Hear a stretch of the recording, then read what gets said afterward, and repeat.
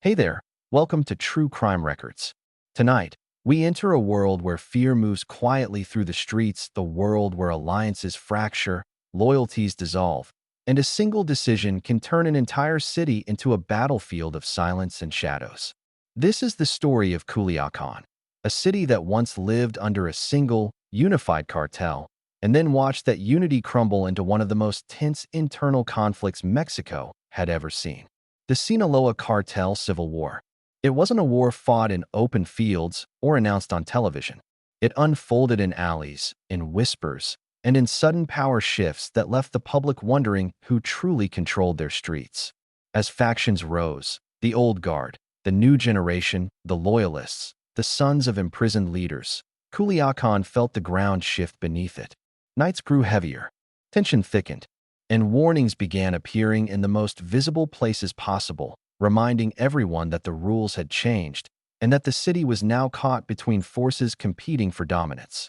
But behind the fear were deeper forces: betrayal, legacy, ambition, and survival. This wasn't simply a fight for leadership. It was a fight for identity, for inheritance, for the soul of the organization that had shaped northern Mexico for decades. Before we begin, drop a comment below and tell me where you're listening from tonight and what time it is for you right now. Now settle in. This is True Crime Records. And if you're new here, don't forget to subscribe. There's a new documentary waiting for you every night. Chapter 1. The Calm Before the Fracture. Before the conflict began, before the factions emerged, before the city of Culiacán felt the quiet tremor building beneath its streets, the Sinaloa Cartel existed in an unusual state of order, not peaceful, not gentle, but structured. Every organization, legal or illegal, has a rhythm, a pattern, a shape. And for years, the Sinaloa Cartel's rhythm was remarkably steady. It was built on agreements, long-standing alliances, and a leadership constellation that, although complex, operated with a sense of internal balance. At the center of that balance stood a single name, one spoken quietly in the hills, whispered in small towns, and respected across oceans: El Chapo. Even after his arrest, his influence didn't vanish. It shifted, stretched, and reformed into a network of loyalties still anchored to his legacy. But legacy alone cannot hold an empire together forever, especially an empire as large, profitable, and ambitious as Sinaloa. Beneath the surface, something slower and quieter had been forming. A divide. It began with generational differences. Older leaders who remembered the early days of the trade, and younger figures who grew up in a world shaped by fast technology, fast warfare, and fast reputations. The two sides saw the future differently. They valued different methods. They trusted different people. Culiacán, the cartel's unofficial capital, felt these differences long before the world did. Residents noticed subtle changes first. Certain neighborhoods saw unfamiliar convoys, vehicles without markings but moving with certainty, guided by men who carried themselves like they belonged to a new authority. Cafes where older cartel affiliates once met became gathering places for younger figures who spoke quickly, moved quickly, and communicated through encrypted apps instead of quiet conversations. Shifts like these are rarely dramatic at first. They appear in body language. In who stands where during meetings. In whose name opens doors more easily. In who is protected and who is suddenly alone. Inside the cartel, whispers began to echo through the corridors of influence. Whispers about the Hios, the sons, younger figures connected to El Chapo by blood. Whispers about the old guard, leaders from the Zambada and coronel circles who had preserved Sinaloa's structure for decades. Point 2 Visions. Point 1 Empire. For a time, both sides coexisted, and Culiacán remained calm on the surface. But beneath that surface, tension accumulated like pressure under stone. Anyone who understood criminal hierarchies could sense it. Meetings that once lasted hours now stretched late into the night. Trusted intermediaries became distant. Favored commanders shifted loyalties, and the city, always watchful, felt something heavy moving in the spaces between silence. But the most telling sign was this: people stopped speaking openly about leadership. Instead of naming individuals, they began referring to those running things right now. It was a subtle phrase, but a revealing one, because inside any powerful organization, when people stop naming the leaders, it means leadership is no longer singular. It is being contested. Still, the fracture had not yet broken open. For now, Culiacán drifted in a strange twilight, a calm atmosphere where routines continued, markets stayed open, traffic flowed, and children played in the same streets their parents feared to drive down at night. But beneath that normalcy, the alignment of power was shifting. The old guard maintained their quiet discipline.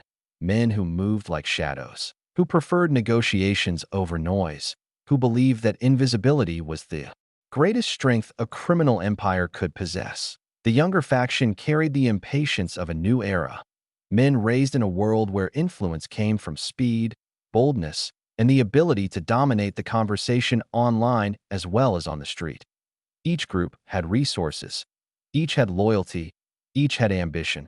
And as with any system experiencing subtle imbalance, there came a moment, though no one recognized it at the time, when the future direction of the cartel could no longer be shared. Pressure continued to build. One decision at a time, one alliance at a time, one whisper at a time. Culiacán waited, unknowingly, for the moment when the calm would finally break, and the city would discover what happens when an empire begins fighting itself from the inside. This is where the civil war begins, not with explosions, not with dramatic confrontations, but with silence that slowly sharpens into a blade, a silence that tells everyone paying attention that something fundamental, something deep, is about to change. In the months leading up to the fracture, Culiacán became a city of subtle contrasts, an environment where everyday life continued. Yet beneath the familiar noise of traffic and street vendors there existed an undercurrent of tension so faint that only those who lived closest to the cartel's rhythms could detect. It was in the small details. Drivers who once cruised confidently through certain neighborhoods began avoiding them at night. Cafe owners noticed that some regulars started arriving, with different companions, new faces, cautious faces, people who carried the quiet posture of watchers rather than talkers. Vendors whispered that conversations now stopped abruptly when certain vehicles drove by. The tension was never overt. It was woven into the pauses between sentences, into the glances exchanged across rooms, into the silence that filled certain parts of the city after dusk. Inside the cartel, this tension took on a different shape. Old alliances that had lasted decades were suddenly being reassessed. A trusted lieutenant might visit a superior with less frequency. A middleman might begin choosing his words carefully, checking twice before speaking openly.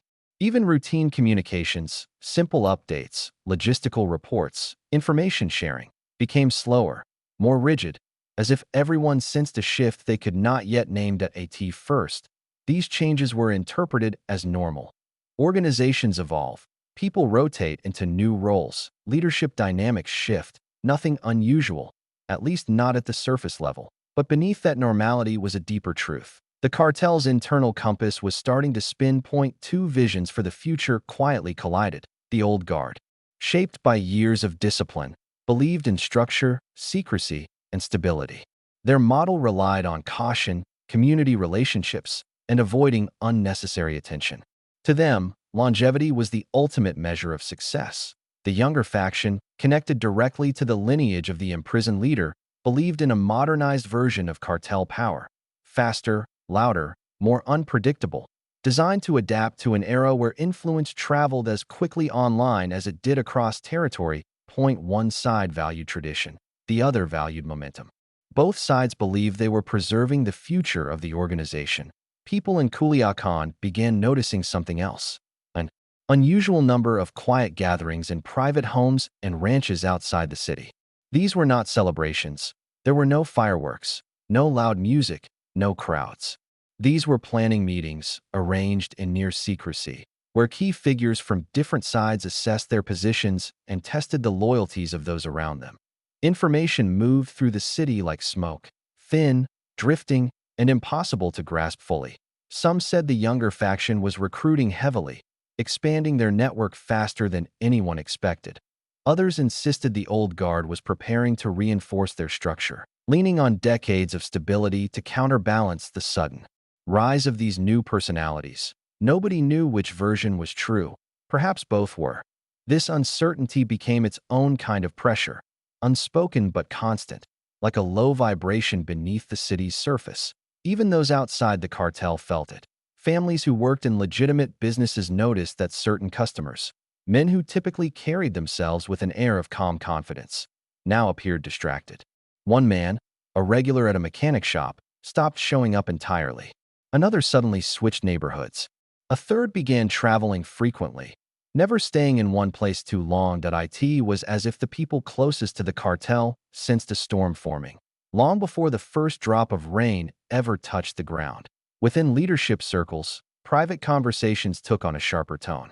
There were questions about loyalty, questions about decision-making, questions about who still held influence and who was slipping away from it. These were not confrontations, but quiet recalculations, like pieces on a chessboard shifting into new positions. Some alliances strengthened, others dissolved quietly, and some people, those who had once stood confidently between factions, began stepping back, choosing neutrality over risk. But there was one undeniable sign that the calm was nearing its end. Information stopped flowing smoothly. The cartel, despite its secrecy, operated on communication. Messages traveled through trusted channels, updates moved through established contacts, and leadership relied on knowing the pulse of its operations. Now, messages were delayed, contacts were evasive, updates came incomplete or filtered through multiple layers. Information began to feel restricted. Not in a strategic way, in a defensive way. It was the type of restriction that emerges when people fear being caught between competing forces. For the first time in years, whispers circulated that the leadership was no longer unified. Some suspected that decisions were being made behind closed doors by groups acting independently. Others rumored that new loyalties were forming outside the established hierarchy. And then there were the more subtle signs. Changes in posture, changes in tone, changes in the way people greeted one another. People who once embraced warmly now offered only brief nods. People who once joked freely now kept conversations clipped and formal. People who once traveled with minimal security now moved with larger entourages. These were the small tremors that precede a fractured no bullets, no open conflict, just a city slowly adjusting its balance, preparing itself, quietly, instinctively, for a shift that everyone felt but no one dared name. Culiacán continued to function on the surface. Businesses opened, schools operated, markets stayed busy. But beneath that everyday routine, the air felt heavier. Something was coming. Not an external threat, not pressure from another organization, not a federal operation. Something internal, something personal, something that would reshape the cartel's identity and test its foundations in ways no one was prepared for. The fracture had not yet happened, but the city, the organization, and every person tied to it called feel the weight of the moment approaching, slowly, steadily, inevitably. In the final weeks before the fracture became undeniable, Culiacán stood in a strange balance, caught between routine and unease, between normal life and an undercurrent of quiet calculation. It was the kind of balance that can only exist in places accustomed to living beside powerful forces they do not control, yet understand instinctively. People continued their daily routines, but their senses were sharper.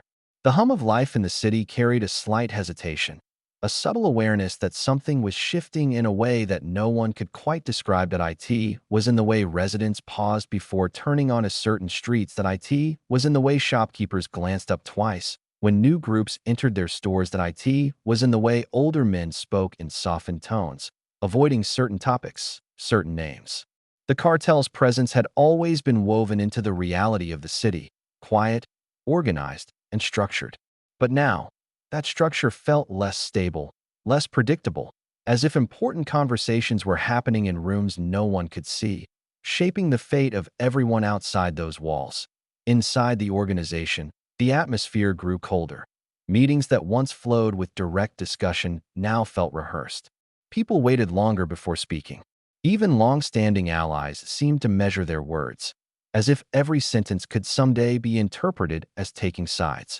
Trust, once a currency more valuable than money, seemed to be thinning. The old guard moved with patience, continuing to operate as they had for decades, quietly, respectfully, minimizing exposure. They believed stability depended on keeping discipline intact, honoring arrangements that had preserved the organization for so long. But the younger faction was expanding, not recklessly, but assertively. Their presence was felt through the city in subtle ways. New vehicles following unfamiliar routes, younger faces in places traditionally reserved for the old guard. Communications shifting from radio and couriers to encrypted digital channels. Rumors of new alliances forming outside Culiacán. In pockets of influence that had not been active for years, these were not open challenges. Not yet. They were signals, silent but clear, to those paying attention. And in cities like Culiacán, people pay attention. Yet the most telling change happened not in streets or meetings, but in the feeling around leadership itself. There was a growing sense of distance, of an undefined space forming between the organization's longtime center and the rising influence of the younger faction. Whispers circulated quietly among those closest to the inner circle, that the legacy of El Chapo was becoming both a blessing and a source of tension. That loyalty to his name meant different things to different people. That influence, once consolidated, was now subtly disputed. Some described this moment as the cartel standing at a crossroads. Others said it was more like an hourglass, with the sand already falling and no one able to stop it. Still, life continued. Restaurants remained open. Traffic rushed down the city's main avenues. Children ran through neighborhoods without understanding the invisible chess match unfolding around them. But beneath that calm routine, pressure accumulated, quiet, steady. Impossible to ignore for those closest to the cartel. A few notable shifts deepened that pressure. 1. Security patterns changed. Certain figures began moving with larger escorts, while others reduced their presence, choosing caution over display. 2. Messages became guarded. Simple logistical communications were filtered through more intermediaries, adding layers that suggested growing mistrust. 3. Neutral ground became contested. Places once safe for all factions began hosting only certain groups, marking invisible boundaries forming across the city. 4.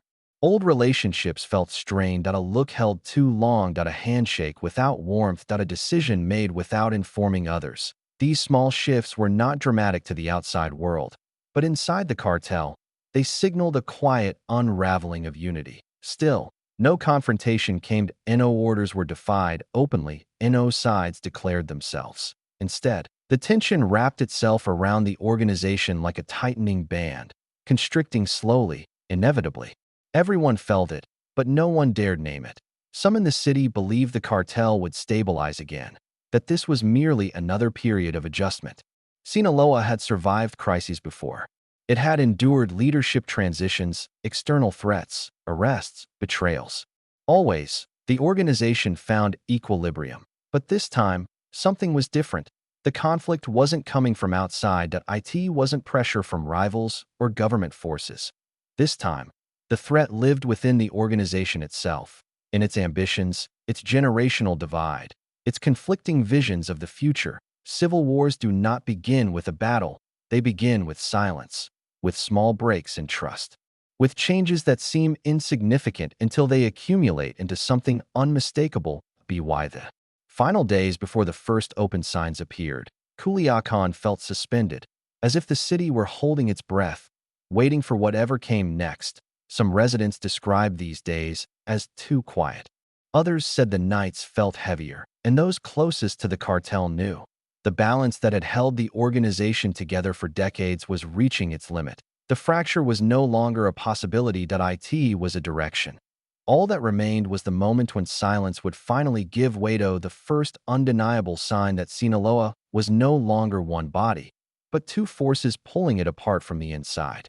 Chapter 2. Fault lines beneath the surface. The first fractures inside the Sinaloa Cartel did not appear in public. They appeared in the quiet corners of conversations, in the pauses, in the hesitations, in the way people began choosing their words with more care than ever before. Culiacán streets looked the same. The same vendors laid out fruit at dawn. The same buses rumbled through the city center. The same laughter drifted from schoolyards and cafes. But beneath that familiar rhythm, the foundations of the cartel's internal structure were beginning to shift in ways only those closest to the organization could feel. People inside the cartel began noticing that certain questions no longer received direct answers. Requests that were once approved instantly now required verification. Orders that once flowed from a single source now passed through multiple filters, each shaped by a different voice, a different intention. Authority, once clear and centralized, was becoming blurred. The heart of this blur was a quiet, but growing divide between those aligned with the older leadership. Men who had spent decades building cautious alliances and avoiding unnecessary exposure, and those aligned with the younger faction, who believed the future required a new style of influence. For years, both sides operated in harmony, their differences muted by mutual respect for the organization's founder and a shared interest in maintaining stability. But the moment the founder was removed from direct control, the question of succession, the question no one dared ask aloud, began to pulse beneath the surface. Who decides the future of the empire now?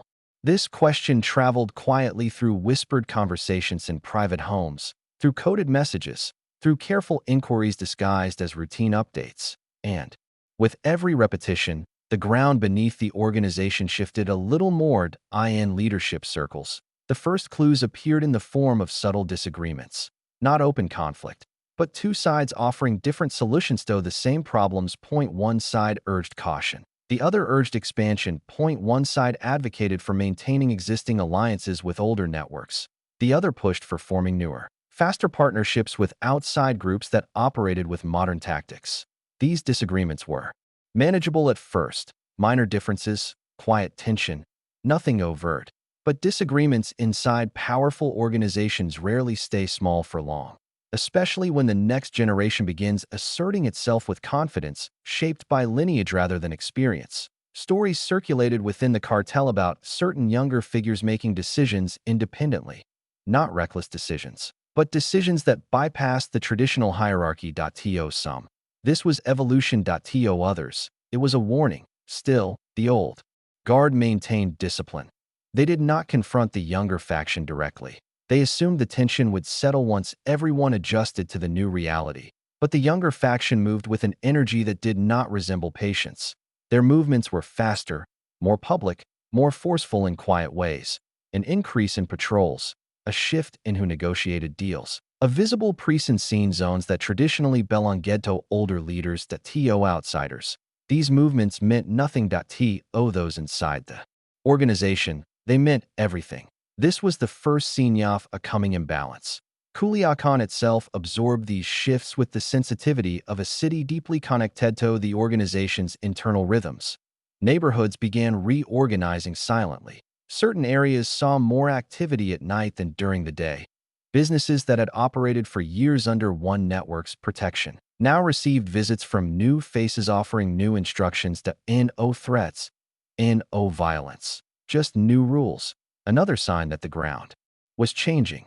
Meanwhile, in private ranches and remote safe houses, meetings grew longer. People stayed later, and when they left, they carried with them expressions that revealed the weight of decisions being considered behind closed doors. These were meetings no one wanted to attend, yet everyone knew were unavoidable. Leadership shifts always generate uncertainty, but inside the Sinaloa Cartel, uncertainty did not travel alone. It brought with it new alliances, new rivalries, and new stakes for everyone connected to the organization. Men who once stood shoulder to shoulder now stood at slight angles, measuring distances that had never existed before. And in the background, the founder's absence became more pronounced. Each faction interpreted his legacy differently. Each believed they were honoring his vision. Each claimed they were protecting what he built. But in claiming to protect the legacy, they were unknowingly preparing for conflict. The cartel did not yet resemble an organization at war, but it did resemble an organization at a crossroads. A crossroads where every conversation felt heavier, every gesture carried subtext, and every silence meant more than the words spoken aloud. The old guard still believed the tension could be resolved. The younger faction believed the moment for change had already come. Between these two beliefs stood an empire slowly beginning to tilt. Culiacán felt the tilt like a shift in wind, subtle, unsettling, undeniable. The fracture had not happened yet, but the ground beneath the city was beginning to split, one quiet crack at a time. As the divide inside the cartel grew deeper, Culiacán entered a quiet season of uncertainty, an atmosphere where even the most ordinary moments felt touched by something unspoken. Daily routines continued. Yet beneath them lay an alertness that had not existed before, a sense that the city was listening more closely than usual. It was during this period that the first unmistakable signs of internal friction began to surface, though they appeared softly, wrapped in layers of subtlety rather than open confrontation. One of the earliest changes emerged in the realm of communication. People who once handled messages freely now took longer to reply. Contacts who once answered calls on the first ring began letting the phone buzz a little longer. Information that used to flow smoothly through a single channel now traveled through two or three intermediaries. It wasn't avoidance, it was hesitation. The hesitation of people trying to understand which relationships were still safe and which ones might soon become liabilities. For years, the cartel had relied on trust networks built on loyalty and mutual benefit. Now those networks felt stretched, questioned, shaded by quiet suspicion. A lieutenant who once had direct access to a superior might now be told to wait or communicate through someone else. A driver who once carried messages freely might find himself reassigned without explanation. These adjustments were small on the surface, but inside the organization, small shifts often reveal major changes. They indicate not that something has broken, but that people are positioning themselves, preparing for a change they cannot yet define. Meanwhile, the public face of the cartel remained calmed. No displays of force, no public challenges, no obvious changes in leadership. The organization wanted the surface to remain smooth. But beneath the surface, opposing visions were beginning to solidify. The old guard, long established and deeply rooted, sought to maintain the model that had kept Sinaloa dominant. For decades, a model built on quiet efficiency, controlled influence, and long-term planning. They believed stability was strength, and the fewer disturbances caused, the longer the empire could endure. The younger faction, connected to the imprisoned leader's legacy, saw the world differently. They viewed modern criminal power as something that needed visibility, speed, and adaptability. They operated with an intensity shaped by an era where influence was measured not just in territory, but in fast communication and decisive action. These philosophies were not inherently incompatible. But once ambition entered the equation, coexistence became fragile. The younger faction expanded its presence around Culiacán in a manner too subtle for the outside world to notice, but impossible for internal observers to ignore. Certain neighborhoods began seeing more patrols, and vehicles aligned with the younger group appeared in places traditionally controlled by the older circles. None of these movements were forceful. None were openly confrontational. They simply existed, small but symbolic shifts that suggested a new confidence taking shape. It was around this time that long-time operators began sensing something they had not felt in years: a distancing. Certain meals that once brought senior figures together were canceled without explanation. Gatherings that traditionally included a mix of generations suddenly shifted to favor one side. That a few people felt themselves quietly pushed to the edges of decision-making. This distancing wasn't intentional cruelty. It was instinct. The instinct people experience when choosing where they will stand if the atmosphere turns heavy. Even the tone inside strategy rooms began changing. Instead of one unified conversation, there were now two parallel ones: the voice of tradition, measured and cautious, and the voice of the new generation, sharpened by urgency. On paper, both sides wanted the same thing: the survival and dominance of the Sinaloa Cartel, but their definitions of survival and dominance were diverging. The old guard wanted to preserve equilibrium. The younger faction wanted to redefine it. Culiacán felt these shifts in small ways. Businesses experienced a new kind of attention, more frequent visits from different groups, each checking in with polite but unmistakable authority. Taxi drivers noticed certain routes being favored more than others. People who worked night shifts observed subtle rearrangements of movement across the city, the kind of quiet realignment that happens when different forces begin asserting presence. Yet still, the city remained outwardly calm. Children walked home from school, restaurants filled at sunset. Markets buzzed with the sound of vendors and bargaining voices. Tourists walked the central plazas unaware of the deeper currents beneath their feet. What made this moment so unnerving, especially to those closest to the cartel, was not sudden chaos, but the absence of it. Calm in Culiacán always meant something. And when that calm stretched too long, People began speaking in half-sentences and glances rather than words. The organization's inner circles started feeling pressure from another direction as well. Alliances. Certain outside groups aligned themselves with the younger faction, drawn by energy, momentum, and the appeal of a rising generation tied to a powerful legacy. Others leaned toward the old guard, trusting wisdom, experience, and a history of stability. These outside influences created additional tension. Every alliance strengthened one side and weakened the other. Every pledge of loyalty reshaped the internal balance just a little more. What once had been a single network now resembled two networks woven closely but imperfectly together, each relying on the other for stability, yet subtly competing for influence. And beneath all of this was the memory of something unspoken.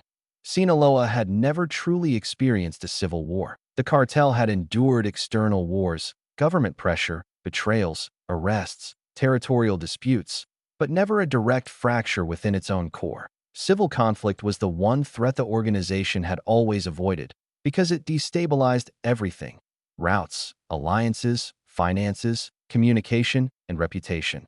Now, the quiet possibility of such a fracture hung in the air like a dense cloud, felt by everyone but acknowledged by no one. That some believed the tensions would fade, that the old guard and the younger faction would eventually reach equilibrium, that loyalty to the founder's legacy would override personal ambition, that the cartel would survive the internal shifts as it always had. Others sensed something different, that a slow drift, that a reorganization, that a realignment of loyalties that did not feel temporary. Inside powerful organizations, fractures rarely come in a single moment. They form slowly, silently, through countless small shifts that appear harmless until the very last one tips the balance. Culiacán was watching that shift unfold, not in dramatic displays, but in the subtle rearrangement of power that everyone could feel, even if they didn't understand it. The city waited, the organization waited, and beneath the surface, the fault lines grew deeper. As the quiet tension inside the Sinaloa Cartel deepened, the city of Culiacán entered a strange phase, one where life continued normally, yet everything felt slightly off-center, as if the entire city were holding its breath without knowing why. This was not the calm of stability. It was the calm of anticipation, of something approaching slowly and quietly from beneath the surface. To those outside the organization, nothing appeared unusual. Traffic lights changed as always. Children laughed on their way home from school. Cafes filled during the cooler hours of the evening. But to those who lived closer to the cartel's inner workings, families, associates, workers, intermediaries, each day carried a faint sense of unpredictability. That it was the feeling that something was moving just beyond sight. Inside the cartel, conversations that once flowed freely began to narrow. Men who had worked together for years began speaking in shorter sentences. Meetings became quieter. The energy inside rooms shifted from unified planning to careful observation, as if each person were trying to decide whether the others still stood on the same side of an invisible line. Leadership circles felt this shift most intensely. The old guard, men whose authority stretched back decades, remained calm on the surface. They attended meetings, checked on operations, maintained their networks, and reassured allies that the organization remained strong. These men were shaped by history, by years of navigating uncertainty with patience and strategy. But privately, they recognized the signs of a structure beginning to tilt. They saw younger figures asserting themselves in ways subtle but unmistakable. They saw alliances forming more quickly than before. They saw decisions being made without consulting them. Decisions that, while not disrespectful, signaled a desire for independence. The younger faction, confident and increasingly unified, moved with a sense of momentum shaped by legacy. They had grown up in the shadow of a powerful founder. They believed they were the rightful continuation of that power. And for many of them, the idea of waiting, of deferring to older systems, felt like stagnation. Still, neither side intended to start a conflict, at least not at this stage. Both believed the tension could be managed. Both believed coexistence was still possible, and both underestimated how fragile the structure had become. That Culiacán's residents noticed the tension in more than just behavior. There were small, unusual patterns. Vehicles that once traveled in predictable routes began taking new paths. Intermediaries who once appeared daily suddenly vanished from public view for weeks. Shops that were known meeting points for low-level operators changed their schedules for no clear reason. These were not dramatic signs. They were whispers, whispers that something was shifting in the architecture of PowerPoint. One of the clearest signs came from the business community. For years, certain businesses operated comfortably under the protection of specific groups within the cartel. They knew who to call, who to pay, and who would intervene if trouble arose. But now, some of those businesses saw new representatives arrive quietly, politely, claiming responsibility for their safety. Nothing threatening, nothing aggressive, just new hands extending themselves in places where the old guard once held exclusive influence. To outsiders, this might look like normal changes in management. Inside the cartel, it meant something very different. Territory was being reevaluated. Control was being tested, and invisible boundaries were slowly being redrawn. The city's nightlife, too, began to reflect the shift. Certain bars and restaurants, places historically associated with one faction, became less frequented by older allies and more populated by younger figures. Some corners of the city that were once neutral began to feel aligned with emerging groups. And the quiet glances exchanged in these spaces spoke louder than any open confrontation. Meanwhile, rumors began spreading through the organization, carried by intermediaries and low-level members who often sensed tension before it reached the top. Someone met with them without permission. Someone was left out of a decision. Someone is forming their own circle. Someone is preparing for something. Rumors inside criminal organizations are never neutral. They are pressure points, indicators of how people feel, where loyalties are leaning, and how close the structure is to shifting. Even the older leadership, despite their experience, found themselves questioning the reliability of certain allies. It was not betrayal they feared, it was uncertainty. And uncertainty is the most destabilizing force inside any empire. But perhaps the most telling sign of the coming fracture was the way people began watching each other. Not openly, not suspiciously, just carefully. That a kind of quiet evaluation settled into the daily routines of the organization. Who arrived early, who left late, who whispered in hallways, who avoided certain meetings, who seemed suddenly uplifted, who seemed suddenly worried. It was as if every individual sensed they might soon need to choose a side, even if they didn't yet know which side, or why, or when that choice would be forced upon them. And still, no conflict erupted. The city remained calm. No shots fired, no public messages, no declarations of loyalty or opposition. Just silence. A silence thick enough to feel, but not yet heavy enough to break. Events in cities tied to powerful organizations rarely unfold dramatically at first. They unfold through shifts in energy, through rearrangements of influence, through movements that appear small but carry enormous weight. Culiacán was now standing in one of those moments. A moment where the future of the cartel had not yet been decided, but the direction was already set. The city existed between two versions of itself, the one it had been for decades and the one it was becoming. And somewhere in that transition, everyone, from high-ranking leaders to everyday residents, felt a quiet truth rising inside them. The real conflict had not begun yet, but its shadow had already arrived. Chapter 3. Two Sons over Sinaloa. There comes a moment in every power structure when uncertainty becomes visible, when the balance that once held everything in place begins to tilt just enough for people to notice. In Sinaloa, that moment arrived when two separate visions of leadership began to shine so brightly, they could no longer be disguised beneath the veil of unity. People inside the organization started referring to it quietly, almost poetically. Dos Sols sobre Sinaloa. Two sons over Sinaloa. Because in any sky, two suns cannot coexist forever. One will rise, one will dim, and everything caught between them will feel the heat. Within the cartel, these two sons represented the old guard and the younger faction, two centers of gravity pulling the organization in different directions. Neither sought open war. Neither wanted chaos. Both believed they were protecting the empire. But their movements, their decisions, their alliances, all began shaping the cartel's reality. In different ways, this chapter of the story begins in the quiet borderlands between these two spheres of influence. It started with meetings.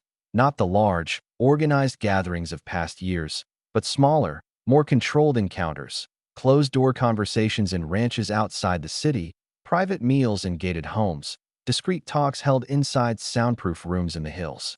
The old guard continued their operations with composed confidence. They relied on decades of relationships, on networks built slowly through trust, on the belief that true power never needs to shout. Their presence in Culiacán was felt through stability, roads that stayed open, agreements that remained intact, communities that knew who to call when problems arose. Meanwhile, the younger faction expanded in ways that were harder to trace. Their approach wasn't built on tradition, but on velocity.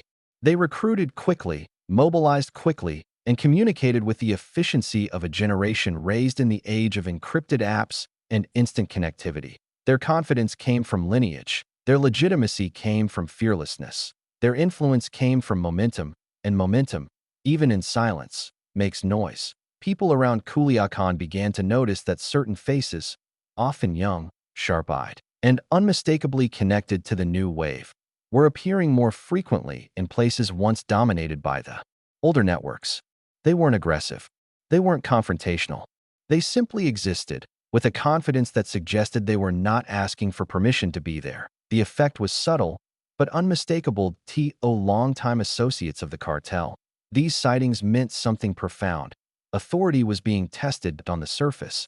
Both factions behaved with restraint. They attended the same gatherings, exchanged polite greetings, and honored the legacy of the founder. But beneath the polite surface, each side was building its own gravitational pull, shaping the loyalties of those around them. People inside the organization began dividing. Not openly, not consciously, but instinctively. Some gravitated toward the old guard out of respect, stability, and the belief that the cartel's strength came from experience. Others leaned toward the younger faction, drawn by the boldness of youth, the promise of a new era, and the magnetic pull of leadership tied to the founder's bloodline. Still others tried to remain neutral, hoping the rising tension would pass without forcing them to choose. But neutrality becomes difficult when loyalty itself becomes a question. Culiacán reflected this divide like a mirror. Certain neighborhoods felt more aligned with the old leadership. Others seemed to pulse with the energy of the younger faction. Some areas became quiet buffer zones between the two, where people spoke cautiously and avoided aligning with either side. Even the rhythm of the city shifted. Nightlife patterns changed. Communication hubs changed. Trusted businesses quietly reaffirmed, or changed, their allegiances, and yet, no open conflict erupted. This was the unsettling beauty of the moment. The tension remained contained, silent, almost elegant in its restraint. But beneath that elegance was a growing problem. As influence fractured. Information became inconsistent. Routes that had been controlled by a single authority now had two competing overseers. Payments became tangled. Middlemen found themselves unsure who to report to.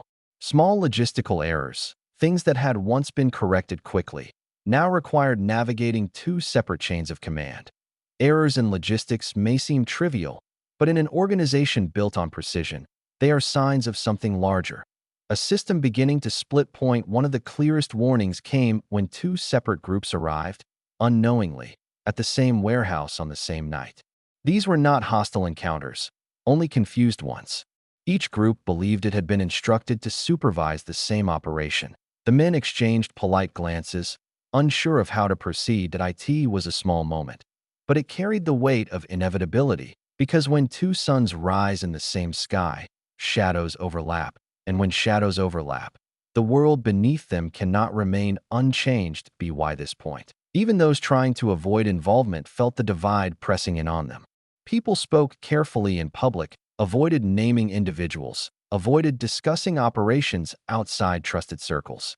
Even families connected to the cartel felt the tension.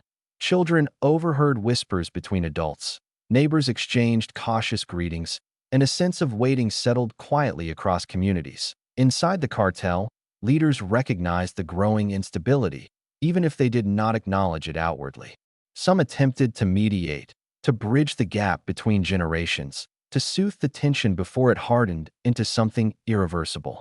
They believed unity was still possible, but unity requires a shared destination. And for the first time, the organization no longer shared 1.2 visions of leadership. two strategies for the future, two sources of influence, existing side by side, growing brighter each day, making the eventual collision impossible to avoid. Sinaloa had weathered external threats for decades that IT had survived rivals, betrayals, and government pressure. But now, the most dangerous threat was rising from within its own. Heart Point 2 suns illuminating the same empire, Point 2 forces shaping the same destiny, Point 2 futures competing for the same legacy. And beneath that quiet struggle, Culiacán braced itself, not for war, not for chaos, but for transformation, the kind that begins softly, in silence, and then spreads until every corner of the city feels its weight. As the two rising centers of power grew brighter, something subtle yet unmistakable began to shift in the way people behaved across Culiacán. A quiet recalibration took place, an internal adjustment inside thousands of minds, from high-ranking lieutenants to distant associates who rarely stepped into the center of the organization. It was not fear that guided them, but instinct. Instinct to survive, instinct to align, instinct to choose a place before the choice was forced. In environments shaped by hierarchy, people track even the smallest shift in influence with extraordinary sensitivity. A new voice carrying authority, a familiar voice losing weight, a request phrased differently, a name mentioned more frequently than before. These signals travel faster than orders, faster than decisions, faster than any formal announcement. By this stage, the cartel did not need to declare that two factions existed. Everyone already felt it. Older members of the organization gathered more frequently in small, familiar locations, quiet homes on the outskirts of the city, ranches along the foothills, trusted compounds where conversations could unfold without interruption. These meetings were not confrontations. They were attempts to maintain cohesion, to remind each other that the old structure still held value, still carried wisdom, still deserved respect. They shared stories of past conflicts, past negotiations, past solutions that required patience rather than force. They spoke about longevity, how the organization's strength came not from bold decisions, but from consistent ones. They recalled the founders' early strategies, the careful way alliances were built, the quiet diplomacy that had kept Sinaloa stable even during turbulent eras. Yet beneath their nostalgia, each man carried the unspoken understanding that the younger faction was growing faster than expected. Their presence was not aggressive, but it was expanding with remarkable confidence. Younger commanders, younger logisticians, younger strategists, people who had grown up watching the organization operate from inside, now seemed ready to take on roles once reserved for older hands. The younger faction met differently. Their gatherings were more dynamic, shifting locations frequently, sometimes held in apartments inside the city, sometimes in secluded safe houses outfitted with modern equipment. Technology played a larger role. Planning was done through encrypted channels, data boards, digital maps. Their vision focused on speed, adaptability, and influence that extended beyond traditional borders. But what truly signaled their ascent was something deeper than tactics. They believed time favored them. The old guard represented knowledge, but not the future. The old guard. The younger faction represented energy, but not stability. This philosophical gap widened in silence. Meanwhile, intermediaries, the people who operate between ranks, handling negotiations, logistics, and communication, found themselves in increasingly precarious positions. Their job had always required balance, but now the balance was shifting beneath their feet. Some intermediaries began doubling their communication efforts, keeping both factions informed in hopes of remaining indispensable. Others aligned quietly with one side, offering subtle advantages or updates designed to earn trust. A few withdrew slightly, preferring to wait until the atmosphere became clearer before choosing how deeply to involve themselves. Every decision carried weight, even if no one acknowledged it aloud. Culiacán reflected these choices in its own way. Drivers noticed new vehicles following familiar convoys, sometimes trailing them for short stretches before disappearing, observing more than participating. Residents near certain hillsides reported quiet activity at unusual hours, lights appearing briefly, vehicles parked in formation, conversations carried out in tones too low to decipher. Business owners found themselves speaking to two different groups, each insisting on keeping things as they have always been. Even though their mere presence suggested things were no longer the same that I in the city's center. Even the energy in the plazas carried a slight shift. Groups of young men wearing the unmistakable look of cartel affiliation positioned themselves differently, standing at angles that suggested territorial awareness. Their presence was not intimidating, but it was purposeful. The older generation, when passing through these same areas, moved with calm confidence but a greater sense of observation. They noted who stood where, who watched them, who nodded in acknowledgement, and who remained silent. Power, in this context, was not expressed through action. It was expressed through presence. Presence became a language. Who appeared where, who stood with whom, who remained absent from certain gatherings, who emerged unexpectedly in others. Presence communicated far more than words ever could. And yet, through all of this, both factions maintained a surface of civility. They greeted each other when paths crossed, shared meals when diplomacy required it, participated together in events that reminded the public the organization remained whole. These moments looked unified, but unity no longer lived beneath the surface. Inside the organization's mid-level ranks, people began preparing for possibilities they could not openly discuss.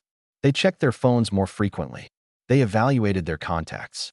They mapped out which neighborhoods felt safe and which felt uncertain. And in the background, whispers circulated about people quietly relocating, some within Culiacán, others to nearby towns. These moves were not mass migrations. They were subtle shifts. One family leaving a neighborhood, another returning to a ranch, another sending relatives to stay temporarily with cousins in another state. Everything appeared ordinary from the outside. Nothing appeared dramatic. But those familiar with cartel psychology recognized these behaviors immediately. People were repositioning that a moment was approaching, not yet visible, not yet defined, but heavy enough to shape decisions quietly across the city. One of the clearest signs emerged when a well-known logistics coordinator, a man respected by both factions, decided to pause operations for several days. He claimed it was due to technical issues, but everyone understood that technical issues did not halt operations in Sinaloa. What halted operations was uncertainty. He did not want to make a mistake. He did not want to assume authority where authority was no longer singular. He did not want to move goods through routes controlled by two suns shining at different intensities. This pause rippled outward.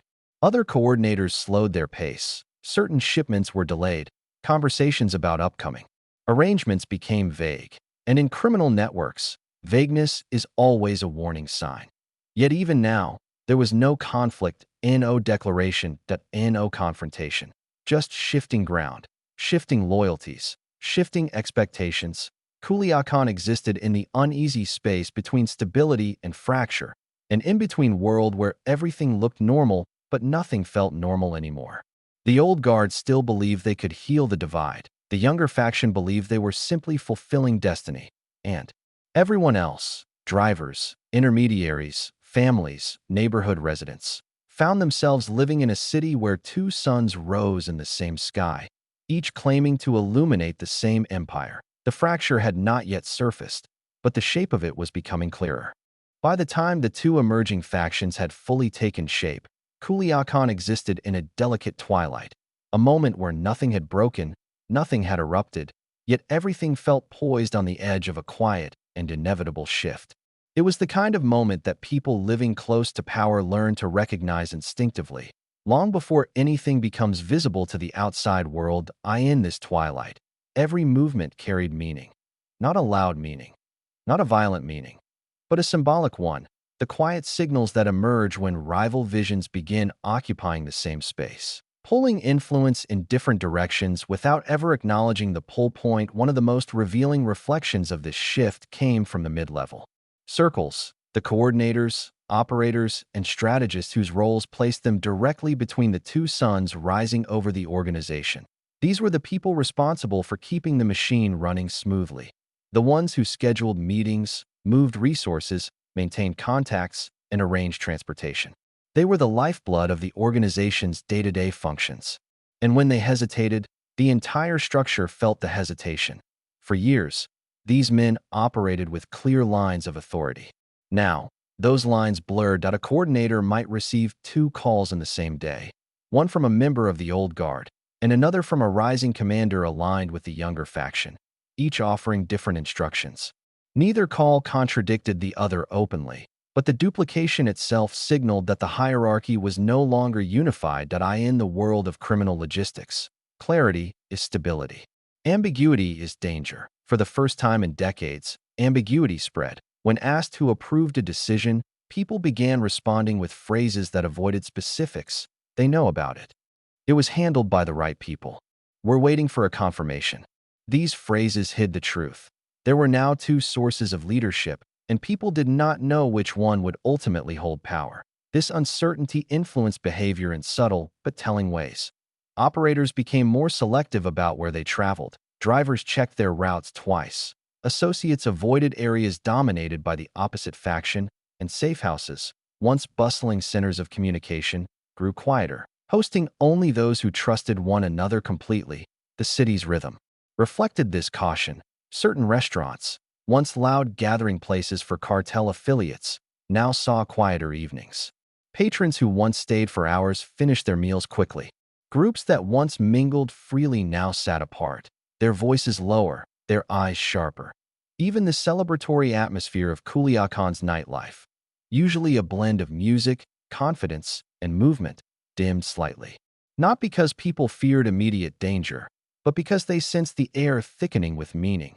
Meaning that something was shifting, meaning that lines were being drawn quietly, meaning that everyone would soon need to pick a place to stand. Yet, paradoxically, this was also a moment marked by extreme politeness between the factions. The old guard treated the younger faction with outward respect, acknowledging their lineage, their influence, their rising power. The younger faction treated the older leaders with reverence, recognizing their wisdom, their experience, and their historical importance. But beneath that politeness was calculation. Every handshake carried weight. Every greeting held subtext. Every acknowledgement carried the quiet question, "Are you with us or with them?" This psychological divide deepened when both factions began hosting more frequent private gatherings. Not confrontations, just closed-door meetings filled with planning, strategizing, and subtle recruitment. The old guard focused on preserving stability. They spoke about protecting the organization from external threats, respecting the traditions that had kept Sinaloa powerful for decades, and maintaining careful diplomacy with allies. The younger faction focused on momentum. They spoke about adapting to a changing world, expanding influence, strengthening internal security, and modernizing operations in ways the old guard considered too risky. Each side believed they were acting in the best interest of the organization. Each believed the other side undervalued the risks of their own approach.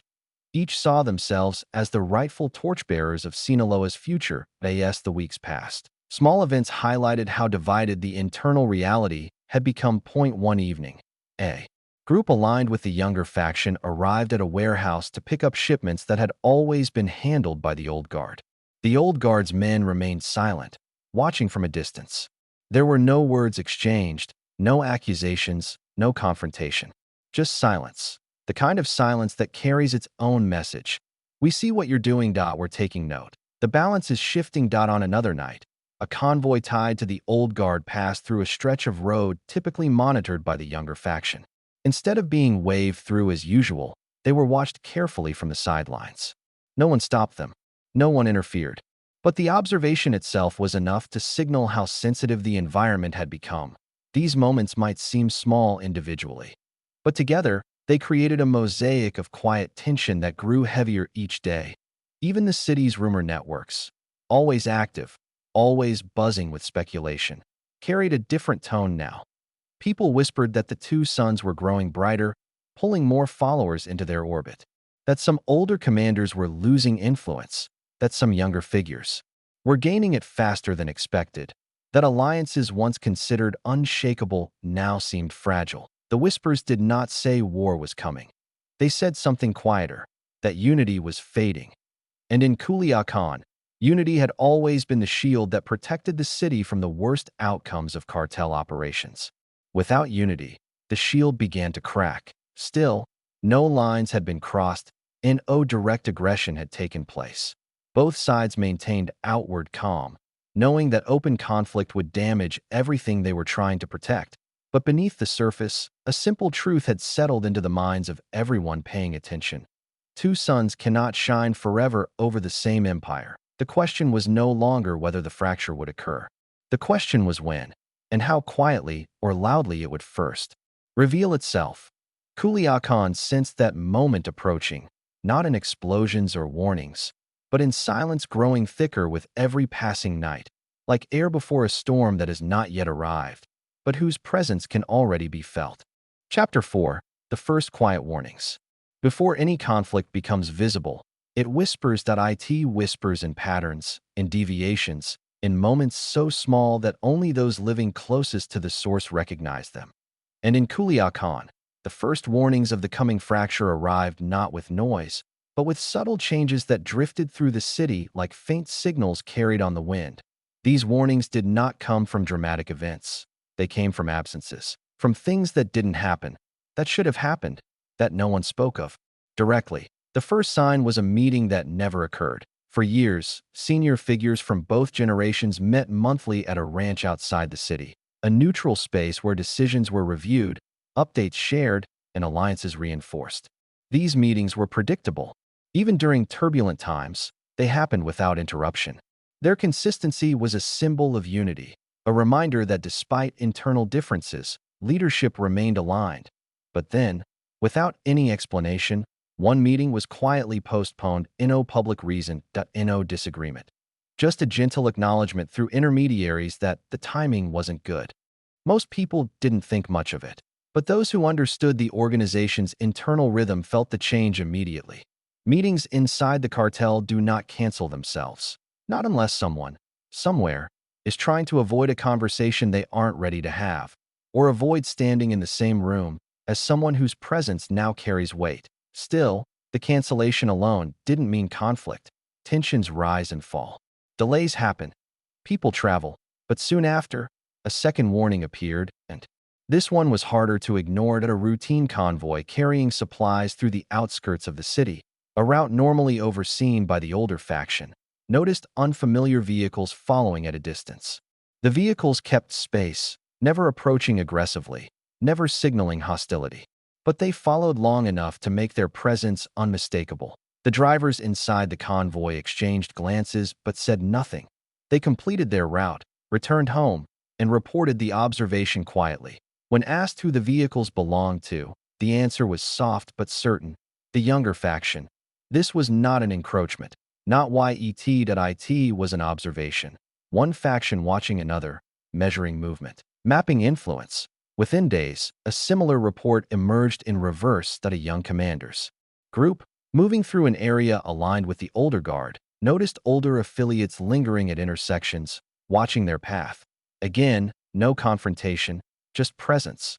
But presence, in moments like these, speaks louder than action. The city's atmosphere changed slightly after these incidents. Not dramatically, but enough for people who paid attention to feel it. The way individuals greeted each other shifted. The way vehicles paused at corners shifted.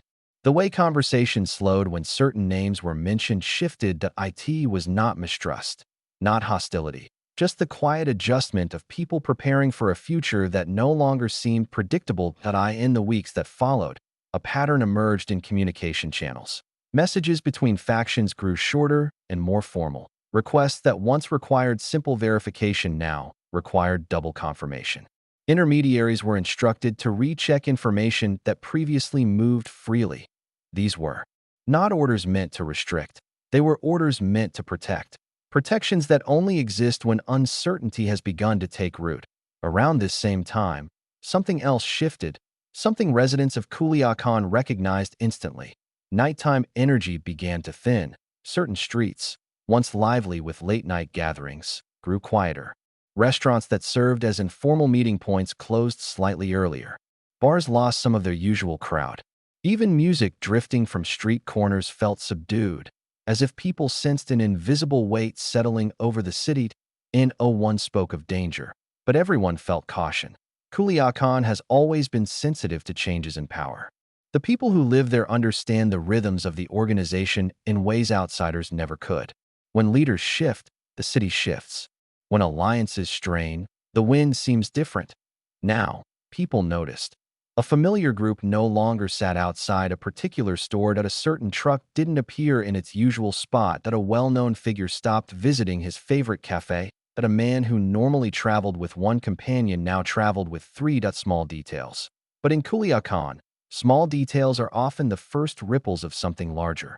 Meanwhile, the old guard began reinforcing its networks quietly. They visited longtime allies, checked on routes, reaffirmed agreements, and ensured that communities supporting them remained anchored.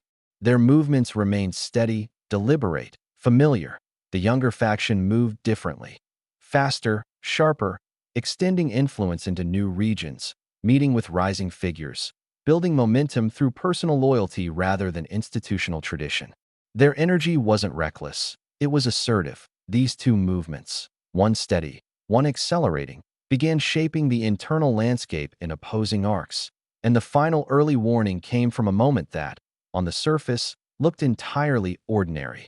A respected intermediary, someone trusted by both sides for years, stepped away. He didn't announce retirement. He didn't leave Culiacán. He simply stopped mediating. He cited family obligations and needing time away, but everyone close to him knew the truth. When neutrality becomes dangerous, the wise step into the background. This was the clearest sign, yet, that people inside the organization felt a shift coming. Not a battle, not a rupture, but a moment where the fragile balance might finally tilt. The fracture hadn't arrived, but the warnings had, soft as wind, quiet as thought, but undeniable. Culiacán was entering a new phase, a phase where silence carried meaning, movements carried signals, and the city itself felt like it was waiting for the first moment when tension would no longer hide beneath the surface. As the early warnings continued to ripple through Culiacán, a quiet unease settled over the city, the kind of unease that doesn't disrupt daily life, but hovers beneath it like a faint vibration in the ground. People still went to work, still gathered for meals, still navigated the city's streets. But something subtle had shifted, as if everyone were listening for a sound that hadn't yet arrived. The cartel's internal world began experiencing small, almost invisible rearrangements. No announcements, no power grabs, just shifts, soft ones, that revealed the balance was tilting. One of the clearest shifts appeared in routine scheduling. Routes that had remained unchanged for years were suddenly altered. Drivers reported being assigned unfamiliar paths. Supervisors were rotated without explanation. Meetings that traditionally took place on certain days were moved forward or delayed. No one said these changes were connected to the internal tension. But they were insurance, quiet preparations in case the fractures widened. Inside the organization, seasoned members began to move with heightened caution. Not fear, not panic, just awareness. They greeted each other with the same warmth, but looked over each other's shoulders a bit longer. They shared the same jokes, but with half-hearted smiles, because in worlds built on hierarchy, people feel when the lines begin to shift. One of the most revealing developments took place in the northwest corridor of Culiacán, a region long supervised by the old guard and known for its orderly structure. For years, the younger faction respected this area, rarely stepping into its operations. But now, residents noticed newer vehicles passing through, sleek models with tinted windows, driven by younger figures whose presence did not match the usual landscape. They didn't interfere with local operations. They didn't speak to business owners. They simply passed through, watching, mapping, assessing. Their presence was polite, but unnecessary. And unnecessary presence is a message, the old guard noticed. They said nothing, but subtle adjustments followed. A trusted lookout extended his hours. That a senior figure began hosting nightly dinners with his team, a ritual of reassurance. And a few low-level operators, sensing the shift, began asking quiet questions about where they should stand if the wind changed. Direction, nothing dramatic, but everything meaningful. Meanwhile, the younger faction held their own quiet gatherings. These weren't displays of dominance. They were strategic moments designed to solidify internal unity. They discussed new operational methods, new alliances in the hills, new opportunities emerging in peripheral towns. The old guard's focus was preservation. The younger faction's focus was expansion. Two trajectories quietly moving toward each other. While leadership continued navigating these shifts, Everyday people in the city felt the tension in more subtle ways. Taxi drivers reported fewer late-night fares from certain neighborhoods, as if locals preferred to stay home after dark. Small shops saw groups loitering less often, not because the streets felt unsafe, but because the air felt uncertain. Families told children to come home slightly earlier, without offering an explanation. Street vendors kept a closer eye on unfamiliar groups that passed through their usual locations. These weren't signs of fear, they were signs of instinct. Culiacán always listens to change before the rest of the country even hears a whisper of it. And now, the city was listening closely. Inside one of the old guards' ranches, a senior figure hosted a quiet meeting with close allies. Not a large gathering, just enough people to share concerns without drawing attention. They spoke softly about shifts in loyalty, about unexpected movements, about the younger faction's confidence. They reminded each other that the cartel had survived decades by maintaining unity and minimizing internal friction. Patience, one elder said. Things correct themselves with patience. But even as he spoke, the others knew patience could only do so much. Patience does not stop ambition. Patience does not reverse momentum. Patience does not heal fractures that deepen each day. Across the city, the younger faction held their own private discussion, energetic, optimistic, and focused on the future they believed was theirs to inherit. They spoke of modernizing operations, of strengthening relationships outside Sinaloa, of building something that reflected their generation's vision. One of the younger leaders said something that quietly echoed through the room. Respect the old ways, but don't be controlled by them. This wasn't rebellion. It was confidence. Confidence that they were ready to take the next step, even if that step required redefining old boundaries. These parallel meetings unfolded. Something smaller, yet symbolically powerful, happened in the city at a well-known safe house, long used by both factions for neutral communication handoffs, suddenly became exclusive to one side. The older faction stopped sending representatives there. The younger one continued using it. There was no confrontation, no message delivered, no explanation offered. But everyone understood. Neutral ground was no longer neutral. Within days, the shift became even more pronounced. Communications routed through that safe house began favoring the younger faction's timelines and methods. Information that once flowed through joint channels now traveled through separate ones. Intermediaries adjusted their routines accordingly. It was a quiet recalibration, but a significant one. Evidence that the fracture had begun affecting the very systems that kept the organization unified. Meanwhile, Culiacán began feeling this tension in its social landscape. In markets, people spoke in lowered tones when certain names were mentioned. In plazas, gatherings became more segmented, younger affiliates clustering separately from older ones. In neighborhoods, long-standing residents exchanged knowing glances when unfamiliar convoys passed by, understanding that the quiet rivalry had become part of the city's nightly rhythm. One evening, a respected community elder, someone who had lived through the cartel's many eras, summed up the city's mood in a single sentence spoken to a neighbor. It's calm, but it's not the same calm. That sentence traveled through households and shops, spreading like a soft echo. People repeated it because it described something they all felt but couldn't explain. The calm had changed. It was no longer stability. It was tension wearing stability's mask. And as the tension deepened, one more warning appeared. One that everyone in the city heard about, even if quietly. Two longtime friends, each aligned with different factions, stopped meeting for coffee. For years they sat together outside a small cafe every Thursday morning, their conversations mixing family, business, and the local gossip of Culiacán streets. They never missed a week.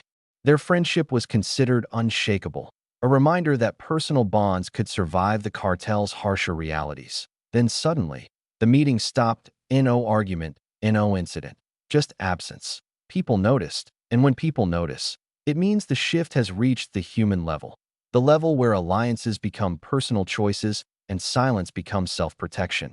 This was the final early warning. The organization had not broken, but something inside it had begun to bend, and everyone in Culiacán, from leadership to families to quiet observers on the street, knew that bends eventually reach a point where they no longer return to their original shape. As the early signs continued to accumulate, The atmosphere in Culiacán shifted from mild unease to something more defined. Anticipation. Not loud. Not panicked. Just a soft awareness spreading through the city, as if the collective instinct of its people understood that the invisible threads holding the cartel together were beginning to tighten and then stretch. People couldn't point to a single event responsible for this feeling. That was the strange part. Nothing explosive had happened, no drastic. Announcements had been made, no lines were crossed publicly.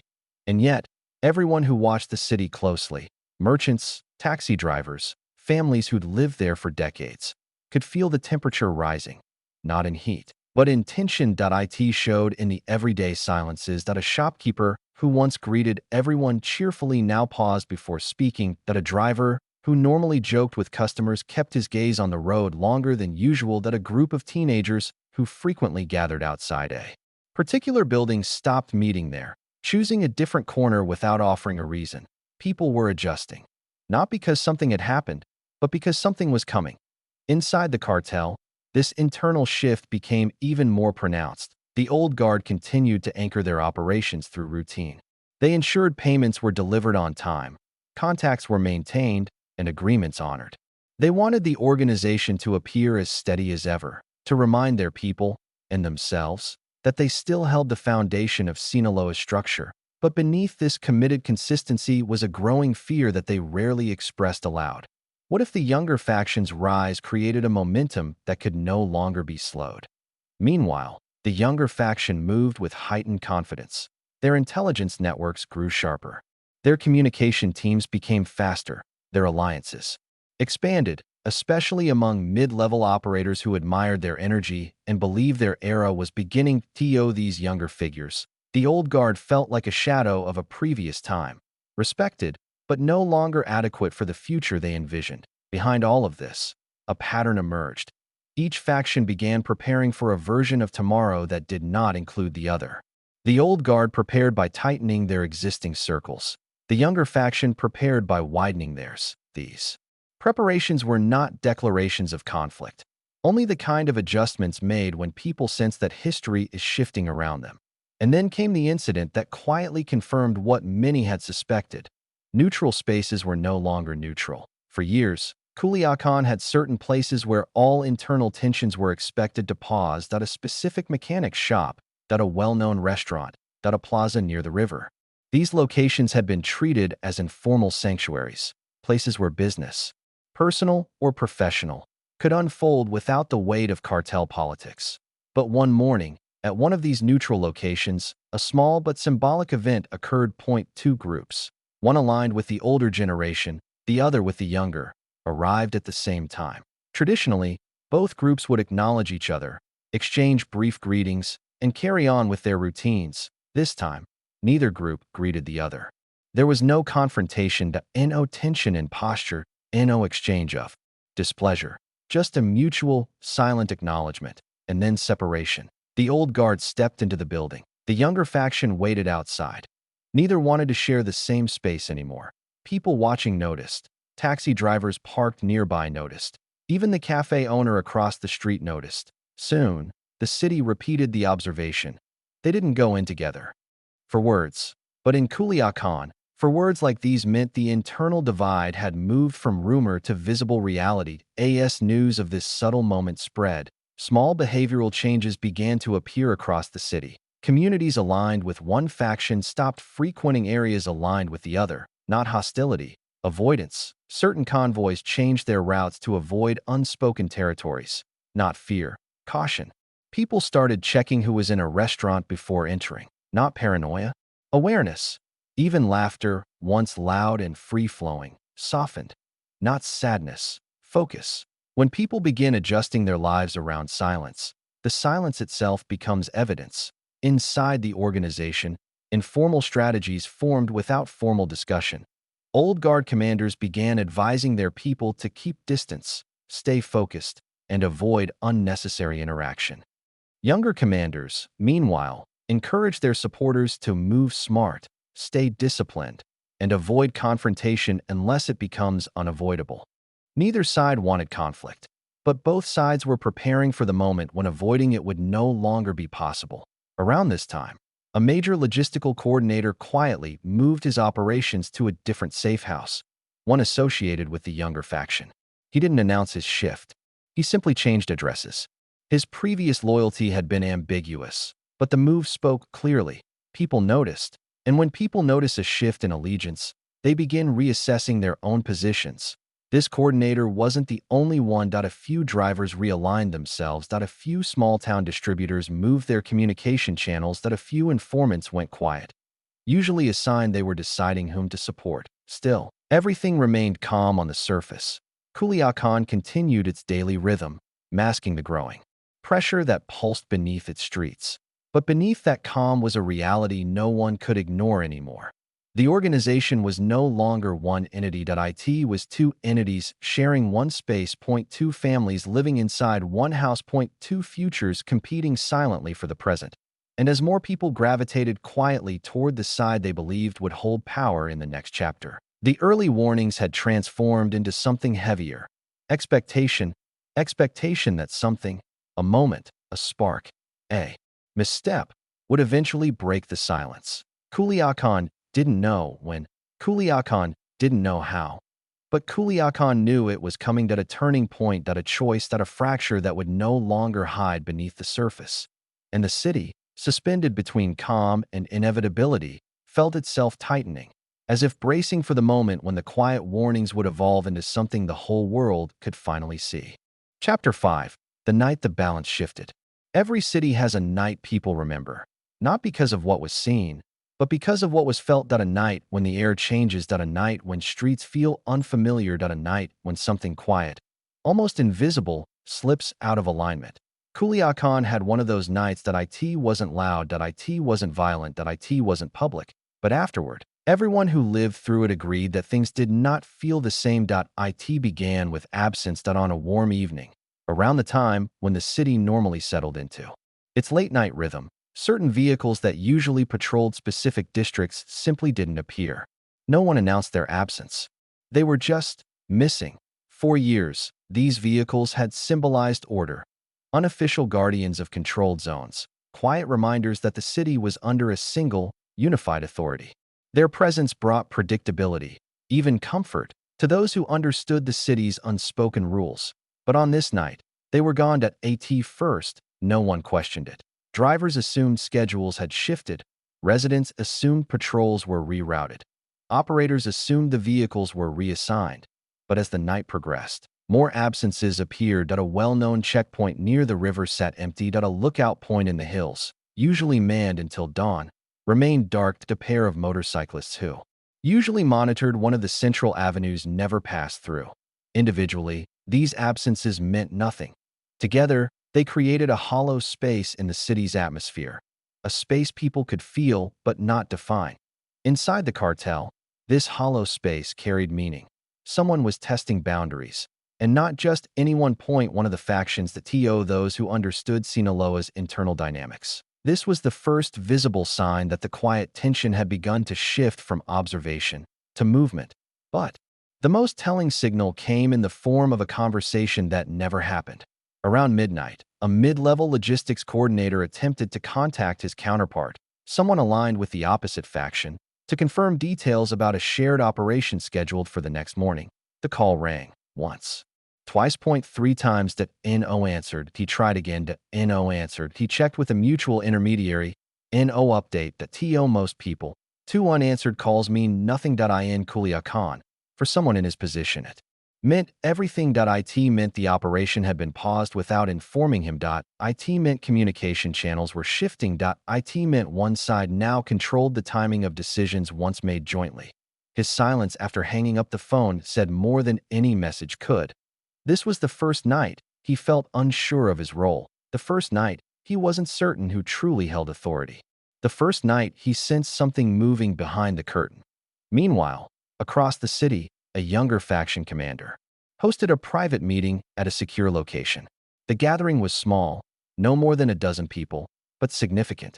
These men were rising figures, individuals whose loyalty could shape the future landscape. They spoke quietly, methodically. They reviewed routes. They discussed shifts in influence. They mapped out plans designed not to provoke conflict, But to clarify their presence, their tone wasn't aggressive. It was confident. For them, the absence of certain patrols, certain checkpoints, certain communications was not a coincidence. They understood the meaning immediately. The old guard was pulling back, creating space, testing loyalty, and the younger faction was prepared to fill any space that appeared. None of this reached the public, but Culiacán felt it anyway, because when those tasked with maintaining the city's invisible structure step back, even slightly, the city's rhythm changes. Street vendors noticed fewer familiar vehicles passing by. Night shift workers realized the roads felt unusually open. Taxi drivers found themselves driving through areas that normally carried more activity. Neighborhood residents heard fewer engines in the distance. Silence became the loudest sound of the night. Even nature seemed to notice. Dogs barked less. The wind felt heavier. The usual echo of traffic softened quickly, as if the city sensed the need to move quietly. And in the midst of this unusual calm, another subtle warning appeared. A convoy associated with the younger faction traveled through a district historically controlled by the old guard. The convoy moved slowly, respectfully, without aggression, but its presence alone sent ripples across the hierarchy. In the world of cartel politics, movement is a message, and this movement said, "We are here, we are watching, we are growing." The old guard received news of the convoy within minutes. They didn't react with anger. They reacted with concern. One elder figure sat quietly in his home after hearing the report, staring at the floor in stillness. He didn't raise his voice or call a meeting. Instead, he whispered a single sentence to the man beside him. "It has begun. Not war, not confrontation, but the shift." A moment when silence becomes action, when absence becomes presence, when boundaries that existed for decades suddenly feel permeable. Around the same time, in a neighborhood on the southern edge of the city, a small group of experienced operators, men who had served the organization for years, held a private conversation in a dimly lit courtyard. They weren't choosing sides. Not yet. They were weighing options. One man voiced what everyone else felt. "If this continues, there won't be a middle ground." This idea frightened them, not because they feared conflict, but because they feared what conflict meant for the structure they had helped build. For decades, the Sinaloa Cartel's strength came from unity, from the understanding that internal divisions were resolved quietly, discreetly, long before they reached the streets. But now, the division had reached the streets, quietly, softly, almost respectfully, but undeniably. The night continued in silence, a silence punctuated by absence, a silence that felt too intentional to ignore. And as dawn approached, the city remained in a strange state of suspension. Nothing had happened, yet everything had changed. People woke the next morning sensing the shift. They couldn't articulate it, but they understood it. A balance had moved, a line had shifted, an era had ended quietly, and a new one had begun without announcement. Culiacán had entered a new chapter, one where two suns no longer merely existed, but had begun to drift toward collision. When dawn arrived over Culiacán the morning after the quiet shift, the city looked unchanged. The streets filled with commuters. Vendors set up their stalls. Children walked to school with backpacks half unzipped and shoes coated in dust from yesterday's play. Life moved with the same rhythm as always. But beneath that rhythm, something was undeniably different. People sensed it in the way conversations paused before names were spoken. They sensed it in the way certain neighborhoods felt heavier as they passed through, as if the air itself had thickened just enough to press against their shoulders. They sensed it in the glances exchanged among those who worked close to the organization. Glances that asked silent questions but offered no answers. No one could point to a specific event, but everyone knew the night had meant something. Inside the cartel, the reaction was more structured, though equally silent. The old guard's leadership held a discreet meeting just before sunrise. It wasn't planned. It simply emerged from an instinct shared by several senior figures who each felt the need to gather, to interpret the meaning of the previous night's absences. They met at a small ranch outside the city, a place they often used for reflection rather than operational strategy. The men sat around a long wooden table, the early light drifting through windows reinforced with metal frames. They spoke softly, each man trying to understand whether the younger faction's movements were intentional or simply coincidental. One elder rested his hands on the table and said, Last night was an action. It was a test. Another responded with equal calm. They're seeing how far they can move and how much space we leave open. A third man, more cautious, added, space becomes territory if we're not careful. They weren't angry. They weren't panicked. They were simply aware that the younger faction had taken a small but meaningful step across an invisible line. And once someone steps across a line, returning to the previous balance becomes much harder. Meanwhile, the younger faction's reaction was different, quiet, but marked with a subtle thread of satisfaction. Their commanders gathered at a safe house on the edge of the city. They didn't celebrate. They didn't boast. They simply reviewed the previous night's events with the detached calm of strategists studying long-term outcomes.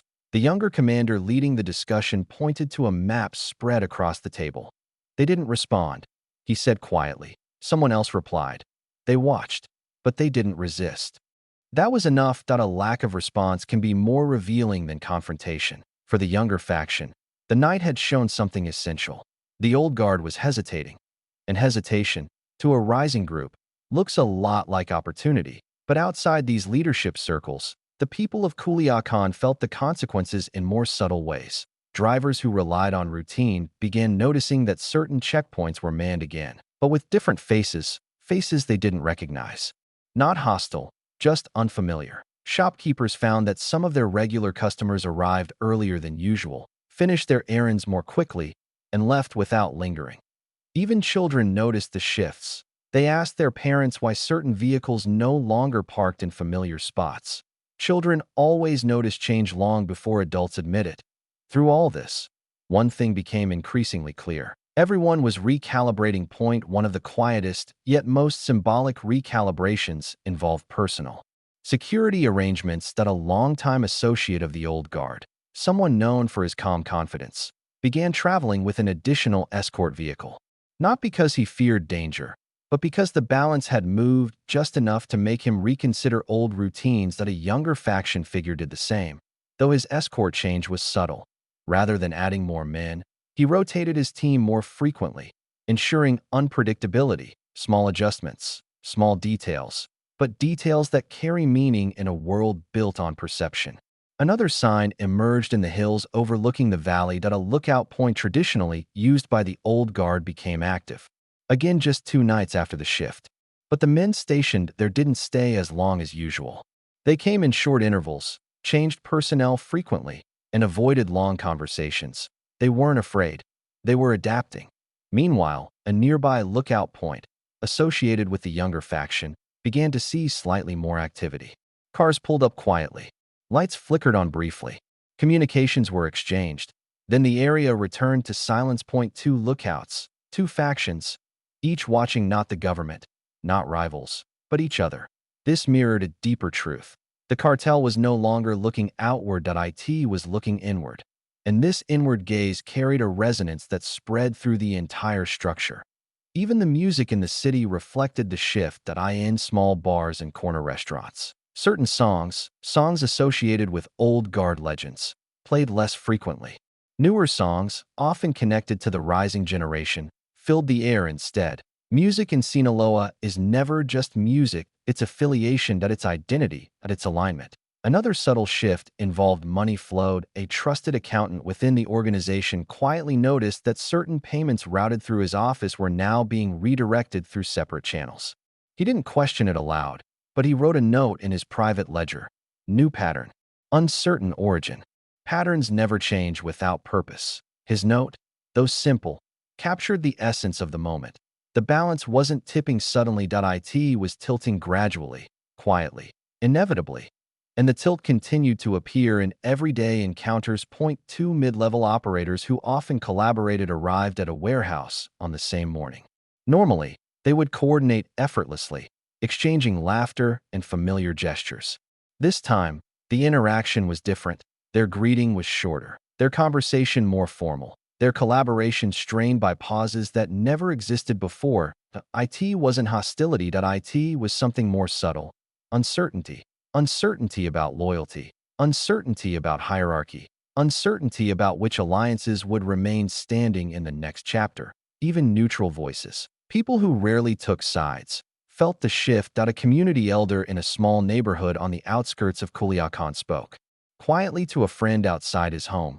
Two shadows walk through the same door, but only one will walk out again. He wasn't predicting conflict, he was observing nature. Because when two suns rest in the same sky, the land beneath them changes. Plants turn differently, shadows fall differently, and the world responds to their competing warmth. Culiacán was responding to by the time the second night arrived. The shift had spread across the city like an unseen tide. No confrontation, no declarations. Just a faint reorganization of the invisible map that determined who stood where. The old guard strengthened the areas they still controlled. The younger faction extended their reach through influence and presence. Everyone else monitored the horizon, waiting for the next whisper, the next absence, the next signal that the balance was shifting again. And though the city remained calm, the calm itself felt fragile, as though one soft movement could ripple across the entire landscape. The night that had changed everything no longer felt like an isolated moment. It felt like a beginning that neither side had planned, but both now had to navigate carefully. In the days following the quiet shift, Culiacán existed inside a strange equilibrium, a balance that wasn't stable, but suspended, like a bridge held up by cables stretched too tight. Nothing had broken, but everything was pulling in opposite directions. For many inside the cartel, life continued normally. Meetings still happened, money still moved, routes still operated. But beneath these routines, every action carried a new kind of awareness, an awareness shaped by the knowledge that unity was no longer assumed, and that every decision now echoed across two separate centers of power. This invisible divide became most apparent through the way people interacted with each other. Long-standing relationships that had once been effortless now carried small hesitations, pauses before speaking, pauses before answering, pauses before committing to even simple tasks. That it wasn't mistrust. Not it was the anticipation of mistrust, that a moment that often marks the beginning of internal conflict is not a fight or a confrontation, but the shift in how people think. And now, people inside the organization were thinking differently. That a veteran operator described the feeling best when speaking quietly to a colleague. It's like walking through a room with two doors and not knowing which one will still be open tomorrow. This uncertainty spread into every corner of cartel life. One of the clearest signs came from the younger faction's growing influence in the western outskirts of Culiacán. Residents in those neighborhoods noticed more movement during the days, small groups driving through at slow speeds, stopping briefly, then dispersing. The presence wasn't forceful. It wasn't disruptive. It was observant. Observers don't act. Observers prepare. Meanwhile, the old guard reinforced the eastern corridors, sending trusted men to maintain a calm but visible presence. They didn't block roads, didn't adjust the city's rhythm, but they became more attentive, more present, as if reminding the younger faction that experience still carried weight. This dual presence, the old guard on one side, the younger faction on the other, created a soft line across the city's invisible map. Not a boundary, but a suggestion of one. People living between those zones felt it most. In markets, small groups lingered less. Conversations drifted more slowly, and familiar patrons glanced at unfamiliar faces with a quiet question behind their eyes. In neighborhoods, elders sitting in front of their homes watched passing vehicles with more interest, trying to decipher which faction each one belonged to. Inside schools, teachers overheard older students whisper names and rumors, sensing the tension even though they didn't fully understand it. Even the animals seemed alert. Dogs barked when unfamiliar vehicles passed. Birds scattered more quickly at sudden noises. Culiacán has always been sensitive to shifts in power. Now, the entire city was listening. Inside the cartel leadership, the shift became more pronounced. The old guard continued reinforcing protocols, ensuring shipments moved smoothly, communication remained steady, and allies felt supported. But small changes appeared within their structure. Certain senior figures now met more frequently without informing other leaders, discussing contingency plans and re-evaluating their network of trusted individuals. They weren't preparing for war. They were preparing for uncertainty. The younger faction also increased their internal meetings. But their discussions carried a different tone, not one of caution, but one of opportunity. They saw gaps in the old guard's influence, areas where presence had thinned slightly, where control seemed softer to them. These weren't weaknesses to exploit. They were footholds, stepping stones toward shaping the organization's future. This divergence in perception, caution versus opportunity, widened the psychological gap between the two factions.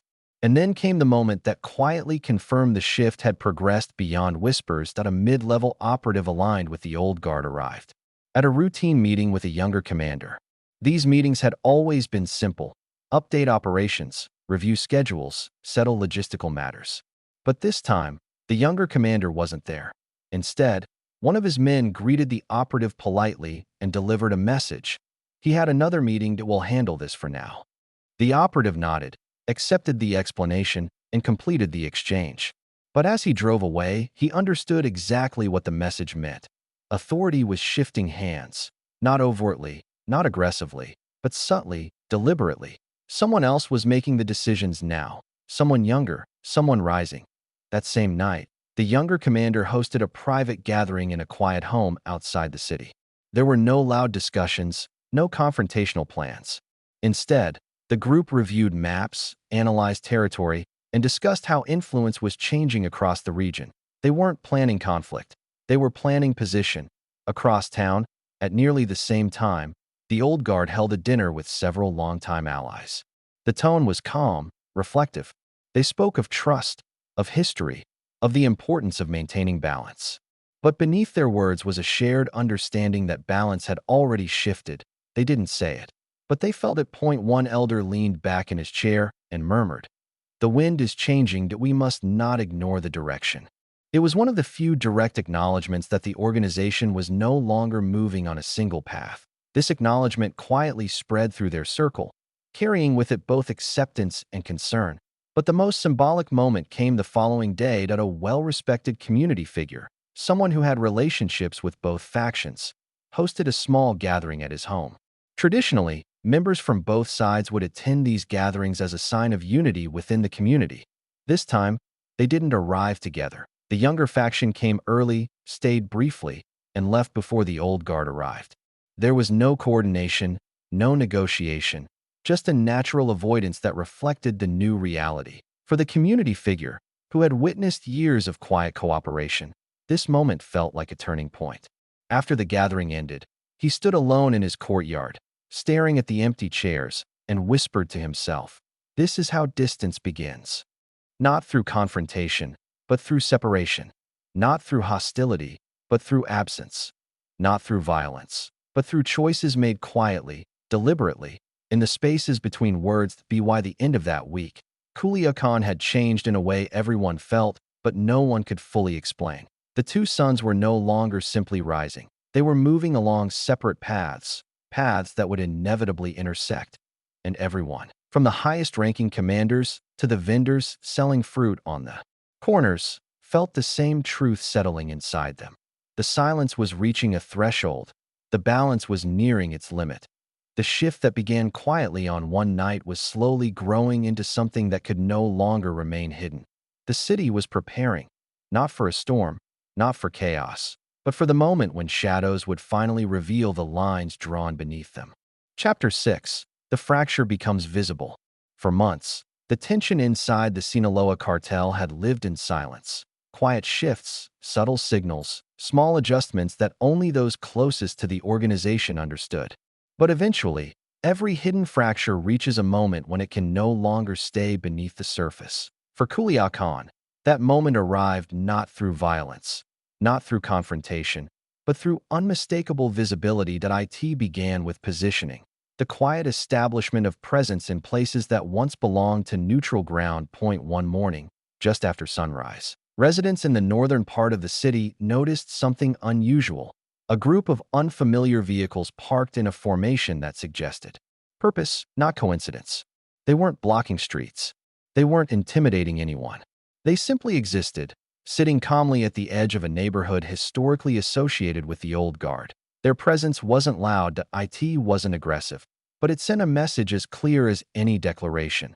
The younger faction was claiming space. Neighbors passing by exchanged soft glances. Some slowed their steps. Some looked straight ahead, pretending not to notice.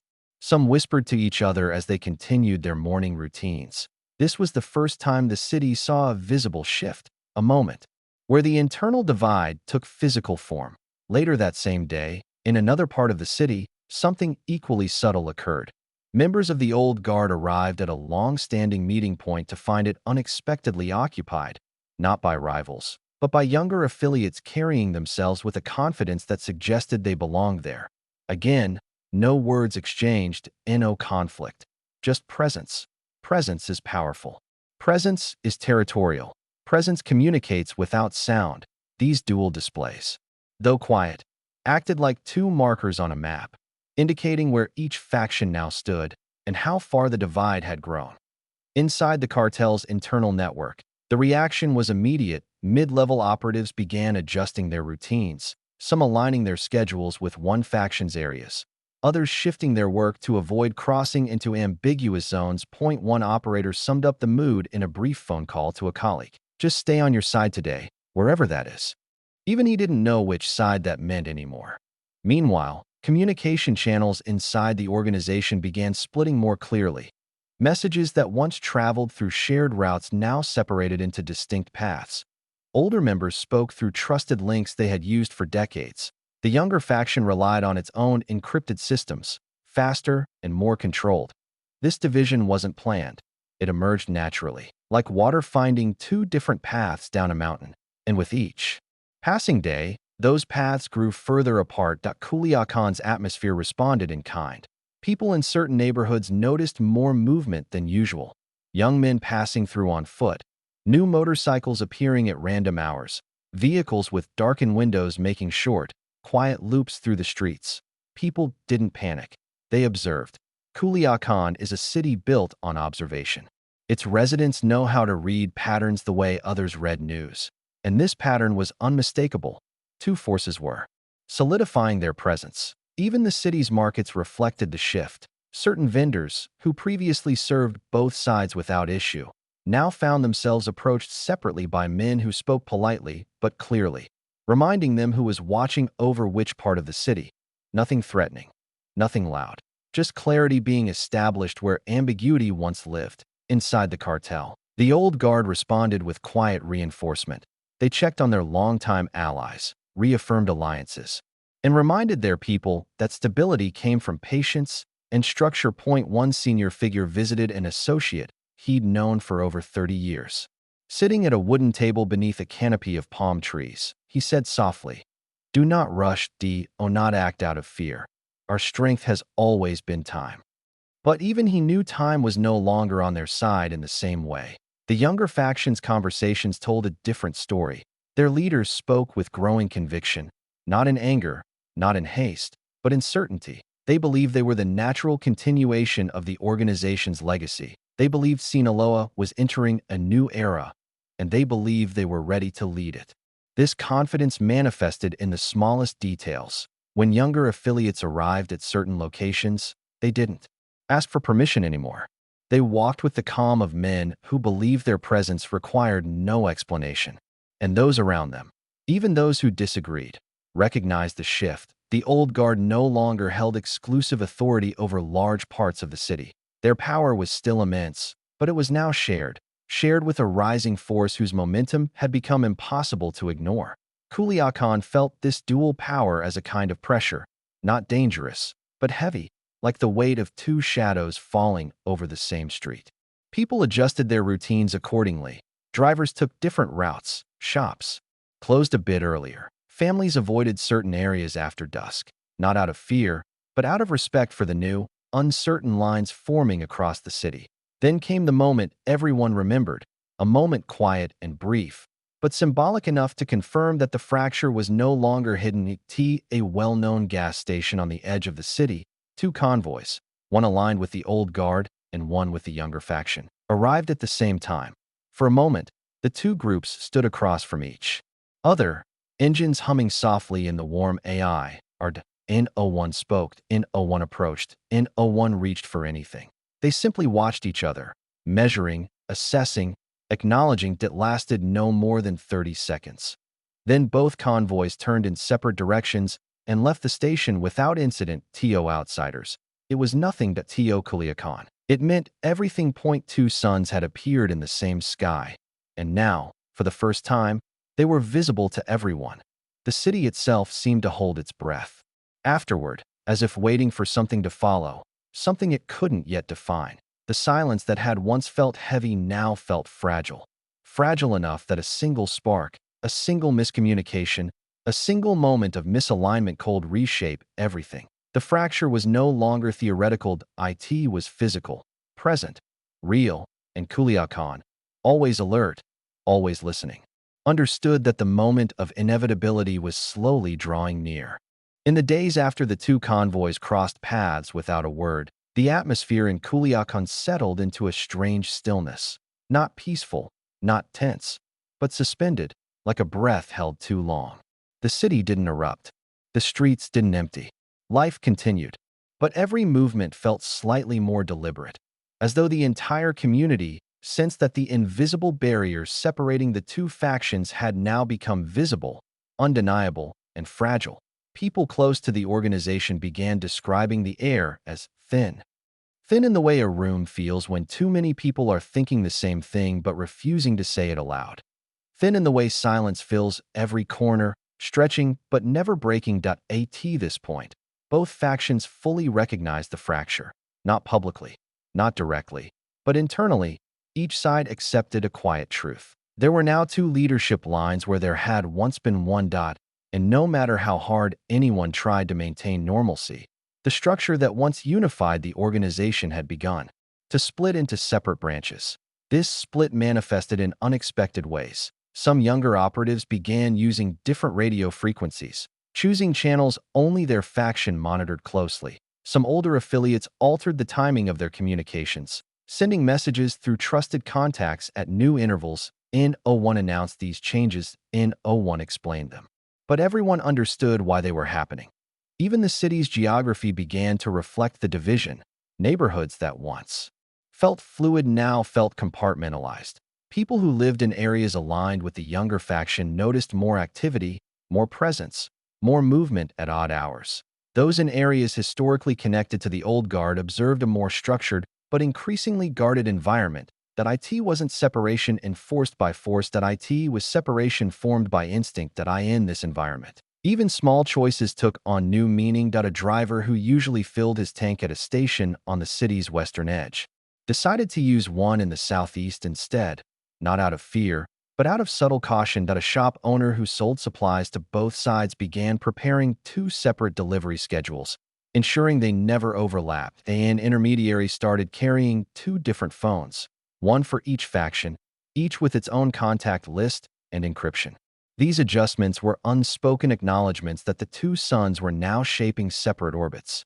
Inside the cartel's leadership structures, the division grew deeper. The old guard held meetings that now felt more urgent, even if their voices remained calm.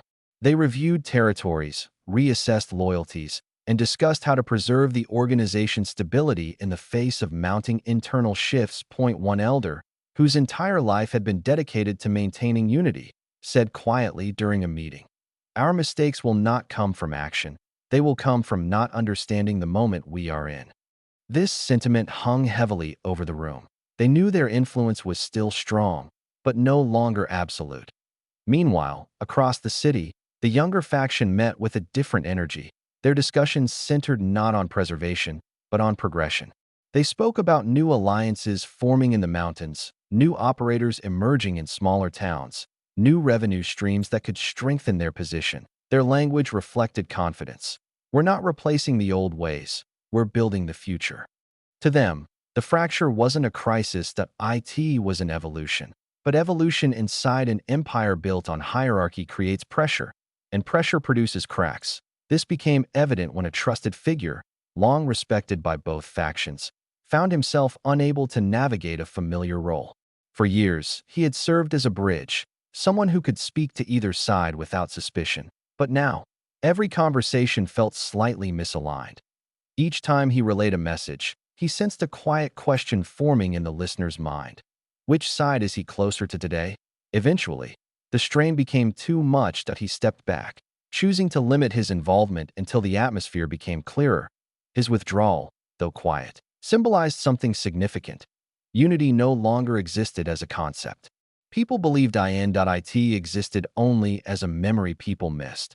Culiacán felt this. 2.18 night. The city's rhythm slowed a little earlier. Groups that once gathered publicly now stayed indoors. Certain restaurants rearranged tables to distance unfamiliar groups from each other. Even music from street-side houses shifted in tone, softer, more subdued, choosing melodies over lyrics. People were not afraid. They were preparing point one evening. A longtime resident stepped outside his home and watched a set of unfamiliar vehicles glide down the street at a measured pace. They weren't speeding. They weren't intimidating. They were simply observing, moving with intention, as if studying the landscape. The resident whispered to himself, "Each night feels like someone is drawing lines in the dark." He wasn't wrong. The lines were indeed being drawn, not on maps, not in boardrooms, but through behavior. Presence in a particular neighborhood, absence from another, a visit made or avoided, a handshake skipped, a message sent through a different person, a convoy taking a new route. These were the strokes painting the boundaries of a divided empire. Then came the moment that made the fracture feel permanent. A mid-level coordinator, respected for his neutrality, organized a gathering meant to bring both factions together under the guise of normal operations. His intention was simple: to remind everyone that cooperation still existed. But when the day arrived, only one faction showed up, not because the other refused, but because they chose not to participate. Their absence was quiet, unannounced, and completely intentional. A message delivered through silence. For those who attended, the meaning settled heavily in their minds that if unity were still possible, both sides would have come, but only one came. And that meant unity was no longer a shared goal. Word of this meeting spread quickly through the city, not through rumors, but through a quiet shift in posture. People walked a little differently afterward. They spoke with more caution. They began sorting relationships more clearly in their minds. That on the surface, Culiacán still looked like the same city. But internally, a transformation was underway. A transformation that no one could stop, because it was no longer controlled by decisions, but by momentum. The fracture was no longer emerging. It had already emerged. And as the city settled into another night, quieter than usual, everyone, from high-ranking operatives to the families living in modest homes, felt the same truth. The split had become real, visible, irreversible.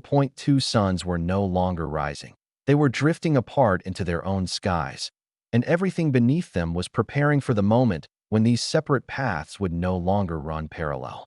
By the time the city reached the end of that week, the fracture inside the Sinaloa Cartel had transitioned from a rumor to a presence, to a reality that shaped the movement of every person connected to the organization.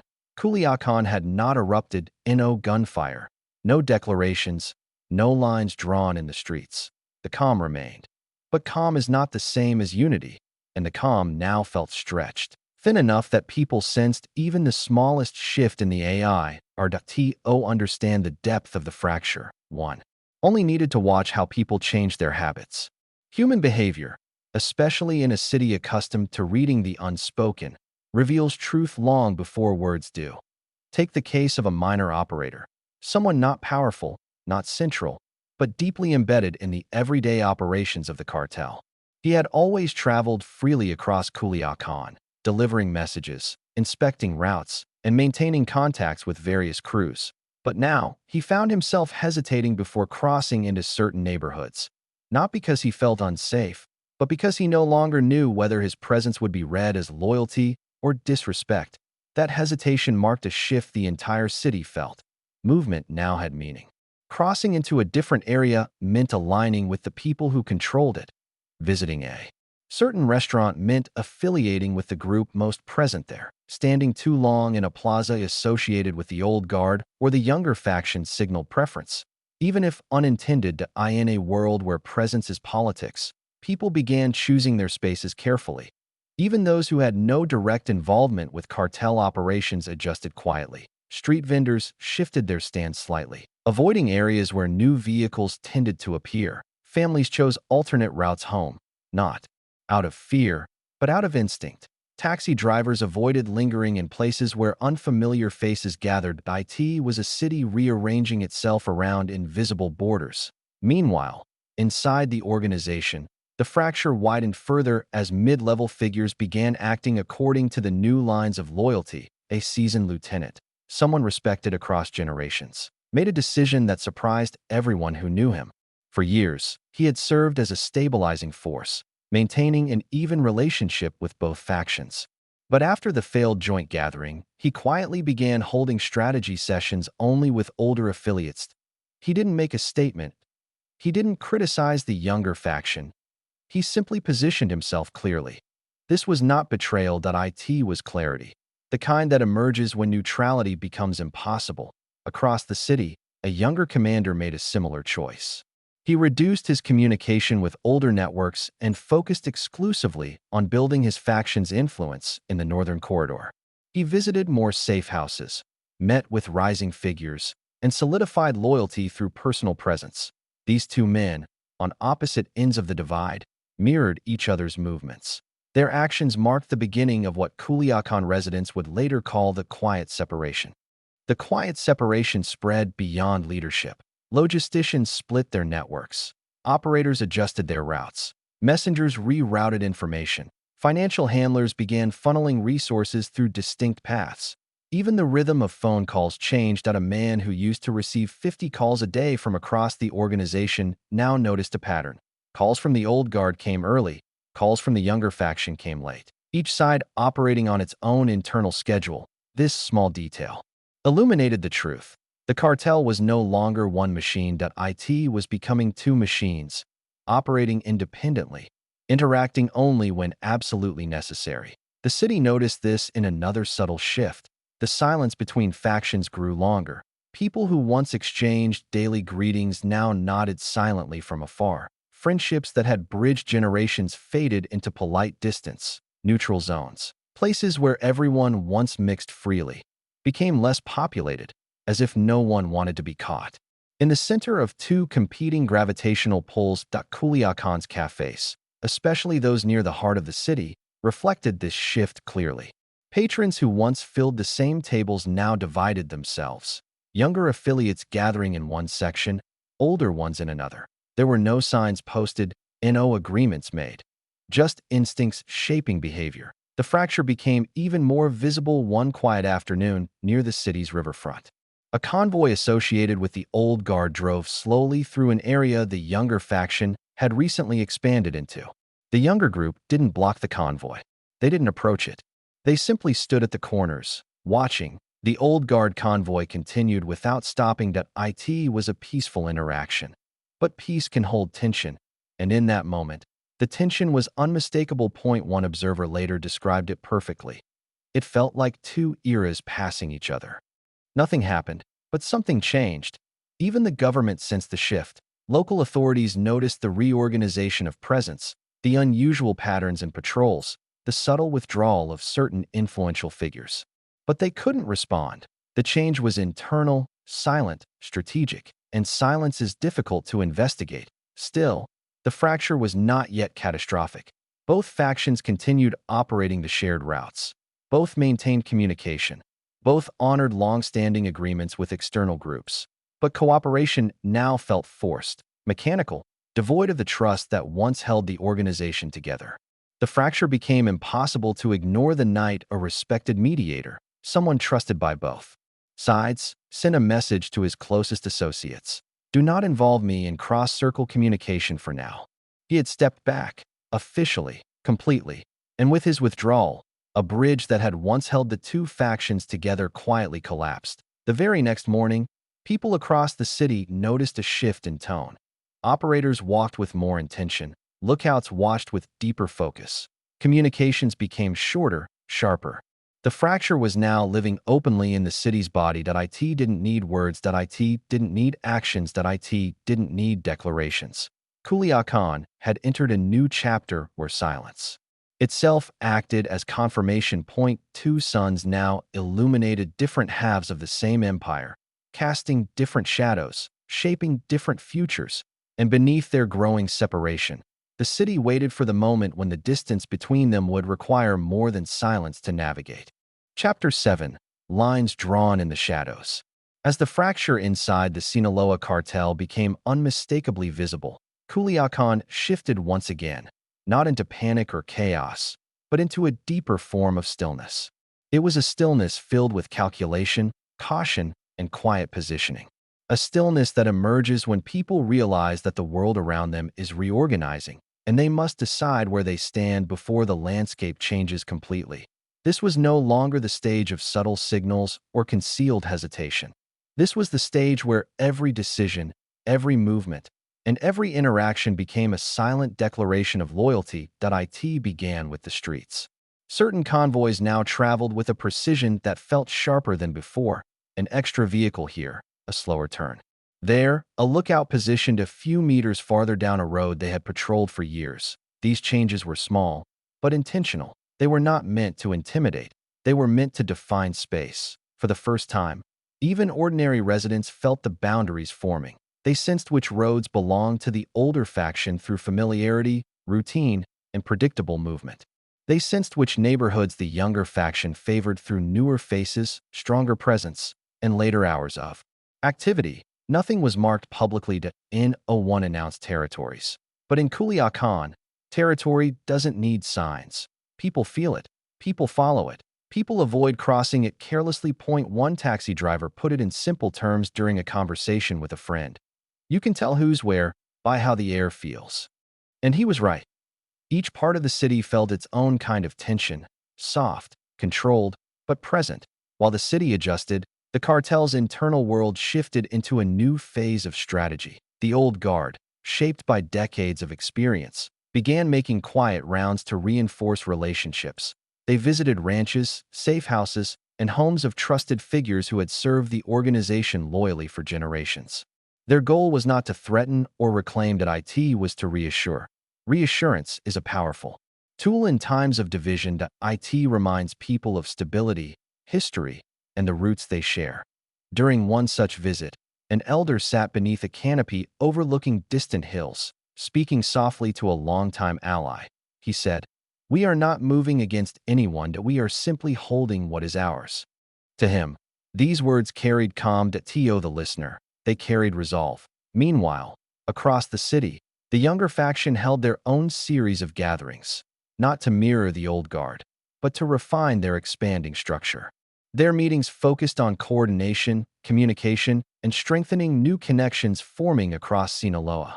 These gatherings felt different than those of the old guard. Where the elders spoke about preservation, the younger faction spoke about progress. Where the elders valued steady movement, the younger leaders emphasized dynamic strategy. Their conversations sounded like this: "We're not trying to take everything, but we're not staying small either."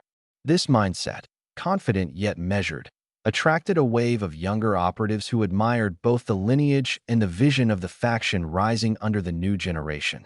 This natural attraction deepened the divide, because while the older faction leaned on tradition, the younger faction built momentum, and momentum has a magnetic quality. This pull created a ripple effect across the mid-level operatives, especially those who felt overshadowed for years by senior figures who controlled access to influence. For these mid-level members, the younger faction represented opportunity. Opportunity to grow. Opportunity to matter. Opportunity to be seen.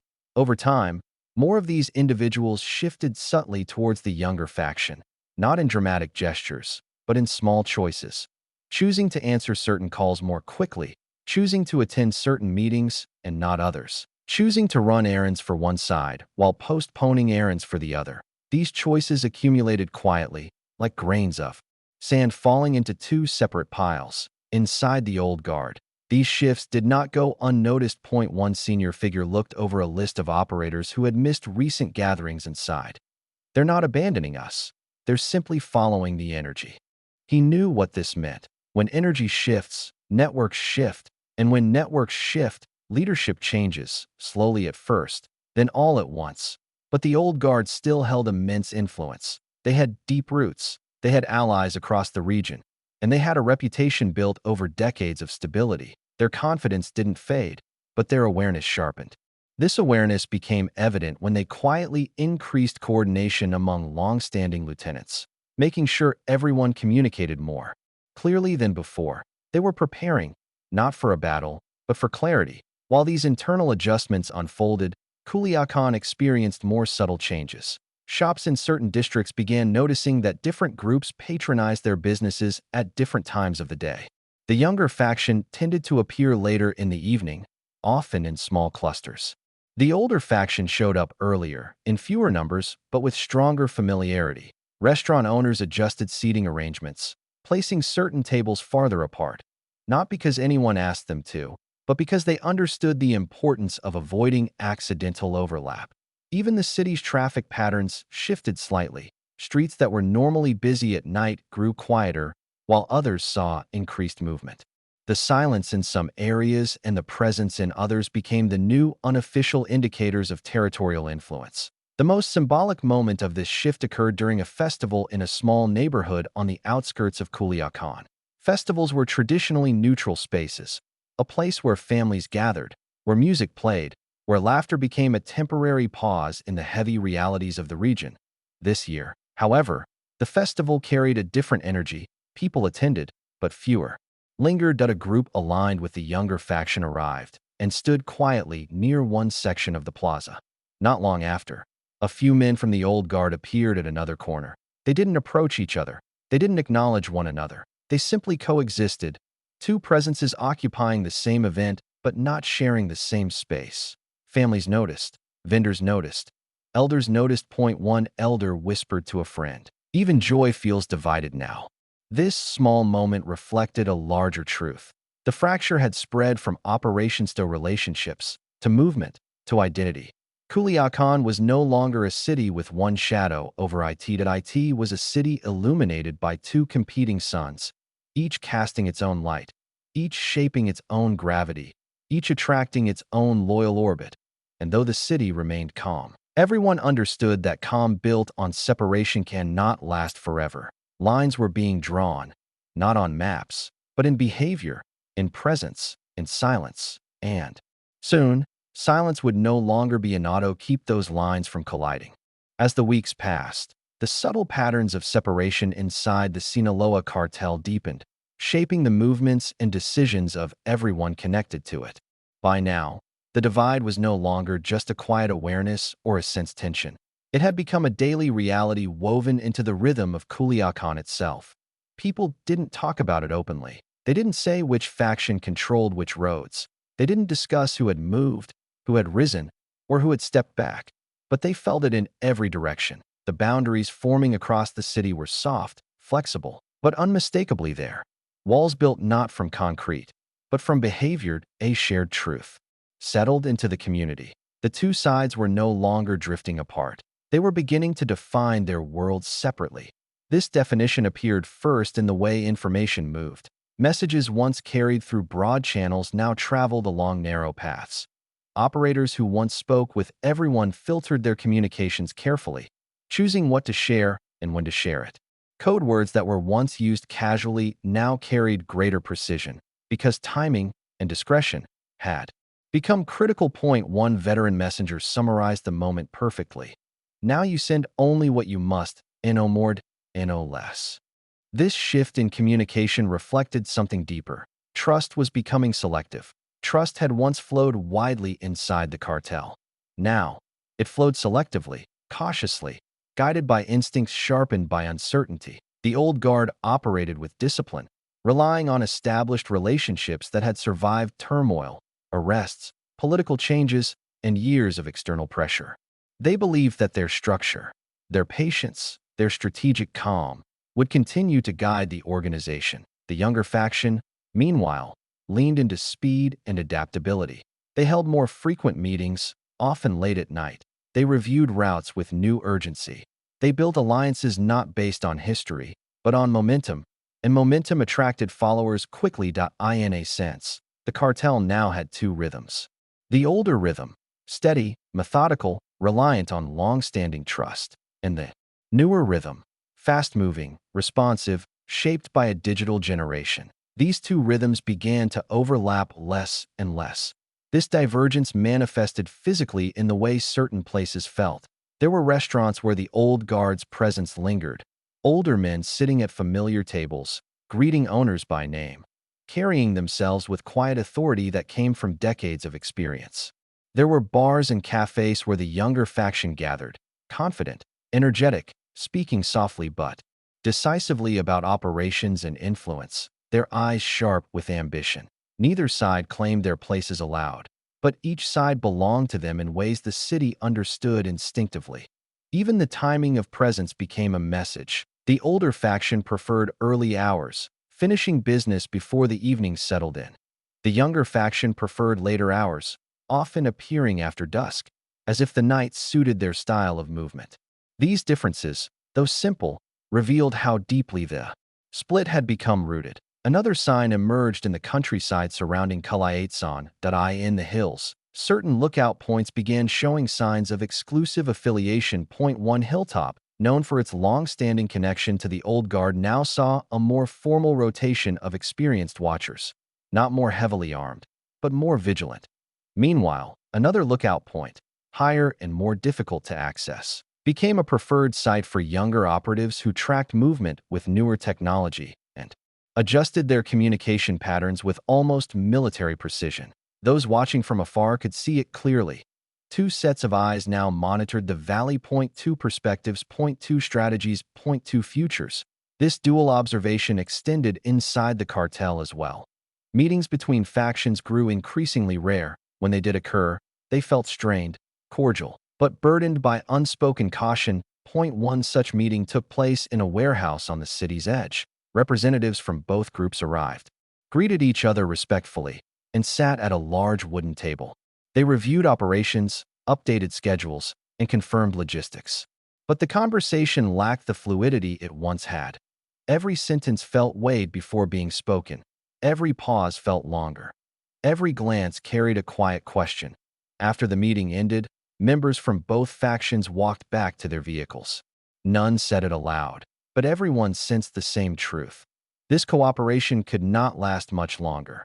Back in the heart of the city, a different kind of shift occurred. One less formal, but equally revealing. Mid-level associates who had remained neutral began gravitating toward the faction that aligned better with their personal values or ambitions. Some admired the old guard's resilience, its stability, its calculated leadership. Others admired the younger faction's drive, its boldness, its vision of modernizing the cartel structure. At this point, choosing a side was no longer about loyalty alone. It was about identity. People aligned with the version of the cartel that reflected who they believed themselves to be. This internal sorting happened quietly but consistently. A man known for his loyalty to the older faction introduced his younger cousin to one of the senior operatives, calling it the right path. A young operator introduced his friend to the rising commanders, saying, "They're the ones shaping tomorrow." These seemingly small introductions added weight to each faction's influence. At the same time, something else changed, something deeper and far more emotional. Respect began shifting in organizations built on hierarchy. Respect as currency. It flows from reputation, capability, and leadership. For years, respect inside the cartel flowed naturally toward the established elders, men who had guided the organization through storms. But now, the younger faction began receiving a form of respect that wasn't traditional, but instinctive, earned through their ability to adapt quickly, to assert influence quietly, to seize initiative. That shift in respect marked a quiet milestone, because when respect divides, loyalty divides, and when loyalty divides, unity becomes memory. Outside of cartel circles, Culiacán saw subtle visual changes. More homes installed additional lighting. Shops added new locks. People drove with windows slightly more tinted. These weren't signs of fear, they were signs of anticipation. Anticipation of a moment that felt inevitable, though no one knew when or how it would arrive. But the clearest sign, the one that confirmed the fractures deepening, came one night at a gathering held by a respected figure known for hosting peaceful, neutral meetings. In the past, both factions had always attended together. They would greet each other, sit at mixed tables, and speak about mutual goals. This time, the room felt divided before anyone arrived. The younger faction came. First, they sat on one side of the courtyard, their presence unified, coordinated, and confident. The old guard arrived later. They sat opposite the younger group, calm, composed, yet undeniably aware of the distance. For the first time, the host didn't try to bridge the two sides. He simply watched as the two groups occupied the same space, without sharing it. An elder at the far end of the courtyard sighed quietly and whispered to himself, "It's no longer tension, it's direction. Direction, two paths forming, two narratives unfolding, two suns pulling the organization into separate orbits." By the time the gathering ended, everyone understood. The fracture was no longer something to avoid, it was something to navigate. The city now lived inside two shadows, shadows that continued to grow and would soon find themselves unable to coexist without consequence. As the weeks continued, Culiacán settled into a rhythm defined by two separate currents of influence.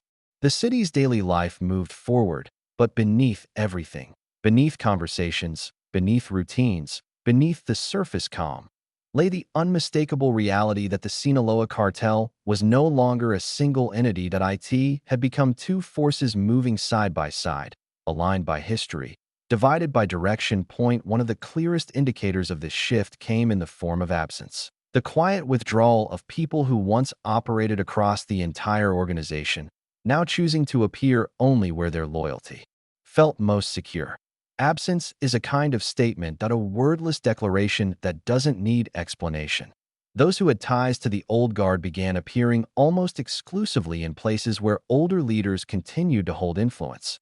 Ranches, warehouses, homes, and cafes that had been part of the organization's structure for decades. Those aligned with the younger faction gravitated toward newer meeting spots. Houses with updated security systems, urban apartments arranged like command centers, and neutral zones converted into informal hubs of coordination. These patterns were never announced, but they became natural, expected, even comforting in their predictability. Inside the cartel, a new kind of diplomacy emerged, not negotiation, not alliance, but the process of avoiding unnecessary contact, not from fear, from practicality. Each side began moving with intention, preserving its internal unity while respecting the invisible boundaries forming across the territory. This avoidance became most clear in the operations requiring cooperation. One evening, a routine logistical exchange took place near the outskirts of the city. The task was simple: transfer supplies between two groups.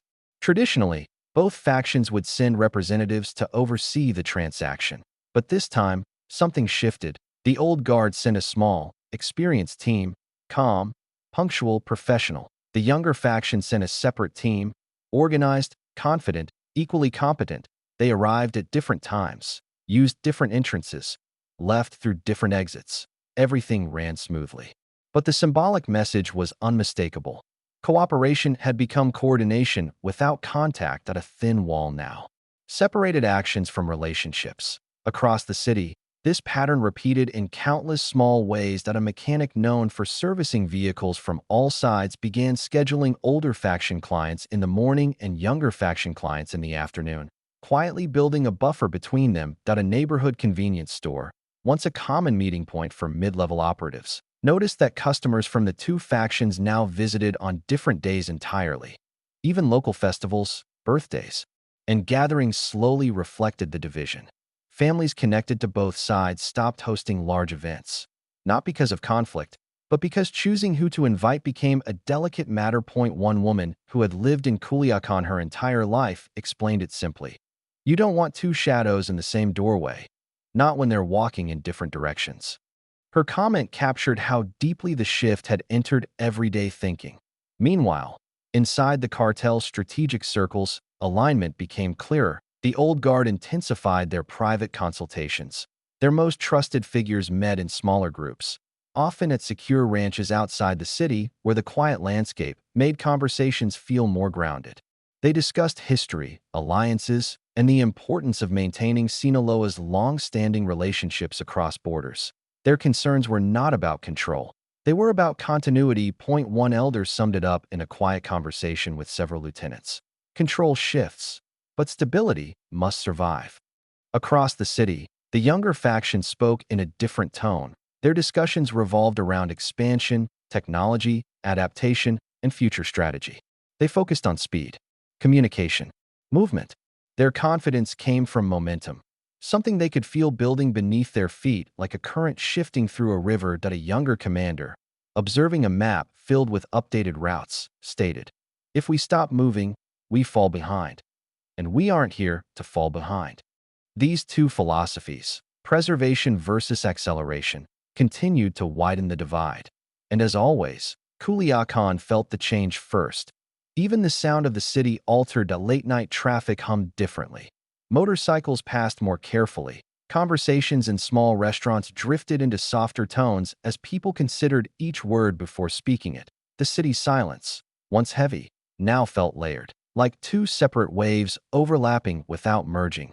Then came the moment that truly defined the shift. A well-known advisor, respected for decades as a neutral voice inside the organization, announced privately that he would no longer serve as a mediator between the factions. His decision came softly, without anger or rejection, but the impact was immediate. For years, he had been a bridge, a living connection between old and new, tradition and innovation, experience and ambition. His withdrawal made something very clear. There was no longer a single center. Point. Two centers existed now. Point. Two gravitational pulls. Point. Two narratives.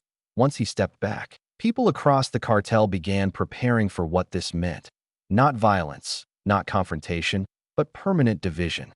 This preparation appeared in subtle ways. Operators began choosing only one channel of communication. Lieutenants began visiting only one group of homes. Protectors stayed closer to their own factions. Distant allies asked more questions about internal stability, and community leaders sensed the need to remain more cautious than ever.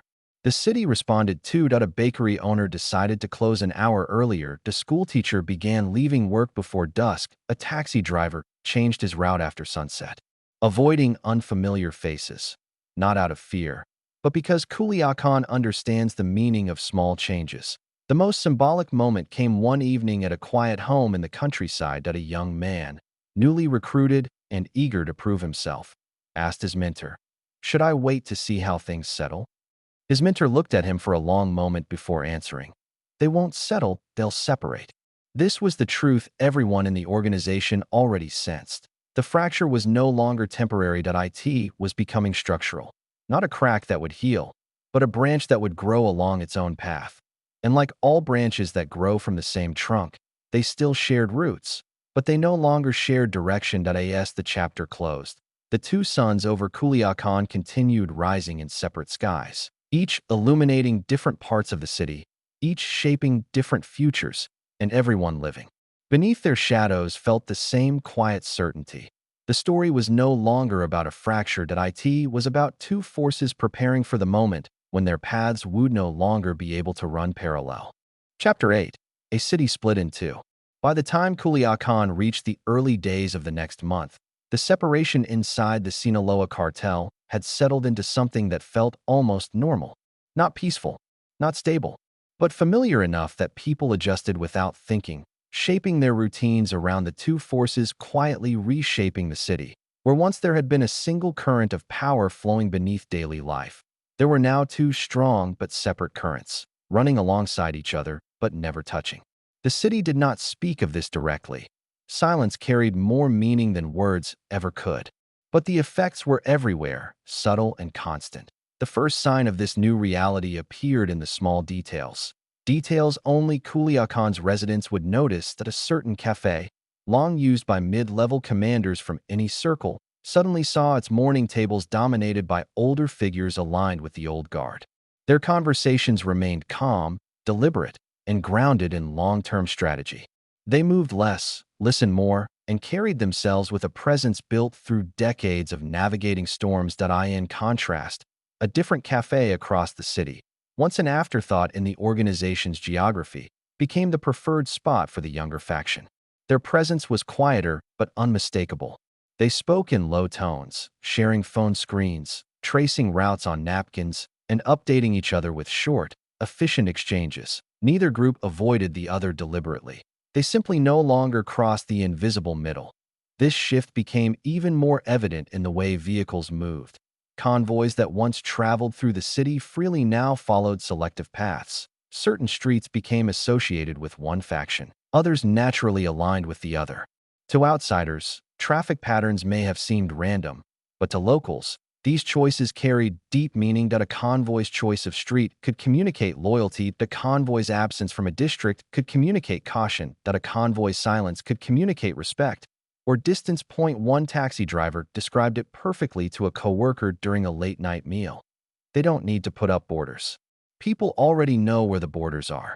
Inside the cartel, these borders took on even sharper form. The old guard held their meetings in familiar places, homes anchored in long histories, built with privacy in mind.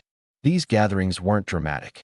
They felt more like councils, groups of men who understood each other without speaking, reviewing information slowly, prioritizing the stability of the structure they had maintained for years. Their tone carried weight.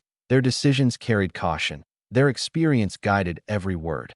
Meanwhile, the younger faction continued building momentum with a different rhythm. Their meetings were fluid, often shifting locations, sometimes held in renovated warehouses, sometimes in quiet homes at the city's edge. They used technology faster, moved information faster, and adapted faster to every subtle change in the landscape. Their tone carried confidence. Their decisions carried ambition. Their mindset focused on evolution. These two leadership styles did not clash directly, but they created a widening gap, a philosophical difference that shaped every layer of the organization. This difference became even more visible in how each group prepared for the future. The old guard reinforced relationships across rural territories, ensuring long-standing allies felt supported and secure. They prioritized maintaining routes that had sustained the organization for decades, emphasizing continuity. The younger faction focused on expanding connections with rising figures in other regions, investing in new methods, strengthening emerging networks, and ensuring that future operations could adapt quickly. Each side believed it was protecting the legacy of the cartel. Each side believed it was guiding the organization into the future, but each side carried a different definition of the future. Meanwhile, Culiacán watched quietly. Shop owners noticed that familiar faces now appeared in consistent patterns, older affiliates in the mornings, younger ones in the afternoons. Residents learned to read the rhythm of neighborhoods the same way others read weather patterns, anticipating shifts before they arrived. Children running through the streets recognized vehicles from each faction before adults even stepped outside. Understanding had become instinct at this stage. Even neutral figures, people with connections across both lines, began stepping back, sensing the importance of maintaining distance. They didn't choose sides. They chose caution. One such figure, a man with decades of quiet influence, stopped attending certain gatherings altogether. When asked by a close friend why he withdrew, he offered a simple explanation. When paths start separating, you don't walk in the middle. That's where the cracks open. He was not predicting conflict. He was acknowledging direction. The direction grew clearer through another quiet shift. Loyalty became locational. That an operator's presence in a particular district reflected more than convenience. It reflected alignment. That a man choosing to conduct business on the eastern side of the city signaled affiliation with the old guard. That a man preferring the northern districts signaled alignment with the younger faction. This wasn't enforced. That it simply became natural. And then, one afternoon, Culiacán witnessed a moment that captured the split perfectly. At a small restaurant in the city center, known for its calm atmosphere and steady clientele, unexpectedly became the stage for a brief but symbolic event. That a group connected to the younger faction arrived and took seats inside. Minutes later, a small group from the old guard stepped in. They paused at the doorway, not in fear, but in recognition. They exchanged nods, brief, respectful, meaningful, but they did not sit. They chose another place down the street. An uninformed eye. This was nothing. Simply people deciding their preferred restaurant. Culiacán. It was a clear signal. The two worlds were now parallel, not intersecting. This separation echoed beyond public spaces. Private homes, once shared between generations, began hosting only one side. Vehicles that once traveled in mixed convoys now traveled exclusively with their own crews. Messages that once moved freely across networks now arrived through filtered channels, but a quiet reorganization was underway. People were no longer asking, "Is there a split?" They were asking, "How deep is it now?" And the answer revealed itself in the final sign of the chapter. A respected advisor, someone known for mediating across the organization for years, hosted a small dinner at his home. Traditionally, both sides would attend, sharing updates and reaffirming unity. But this time, the younger faction attended early, and the old guard arrived hours later, after the others had left. No coordination, no conflict, no conversation. Just a silent agreement that sharing the same space was no longer possible. The advisor watched this with a heavy heart. When the night ended, he stood alone in the doorway and whispered, "It is no longer a question of if, it is only a question of when." Culiacán had become a divided city, not through violence, but through quiet, deliberate separation. Two suns were now rising and setting in their own skies, and the city beneath them sensed the inevitability of what lay ahead. As the invisible borders inside Culiacán grew firmer, the city began to feel like a place divided not by walls or checkpoints, but by understanding. People learned to read the new landscape through instinct rather than instruction. They didn't need explanations. They didn't need warnings. They simply felt where they belonged and where caution advised them to stay away. This unspoken awareness became the unwritten map of the city. Taxi drivers memorized new safe routes without anyone telling them to. Street vendors learned which faction's presence would appear on which days. Small business owners adjusted their hours based on subtle shifts they sensed in the environment. One vendor who sold fruit on a busy corner explained it best to a neighbor one morning. "You know where the quiet sits and where it doesn't." Quiet had become the city's compass. The deeper the divide grew, the more each faction's presence began shaping its surroundings. Even the tone of neighborhoods changed. Areas aligned with the old guard carried a rhythm of familiarity. People spoke a bit slower, routines unfolded predictably, and life moved with the steadiness of long-held influence. Meanwhile, areas shaped by the younger faction pulsed with a faster energy.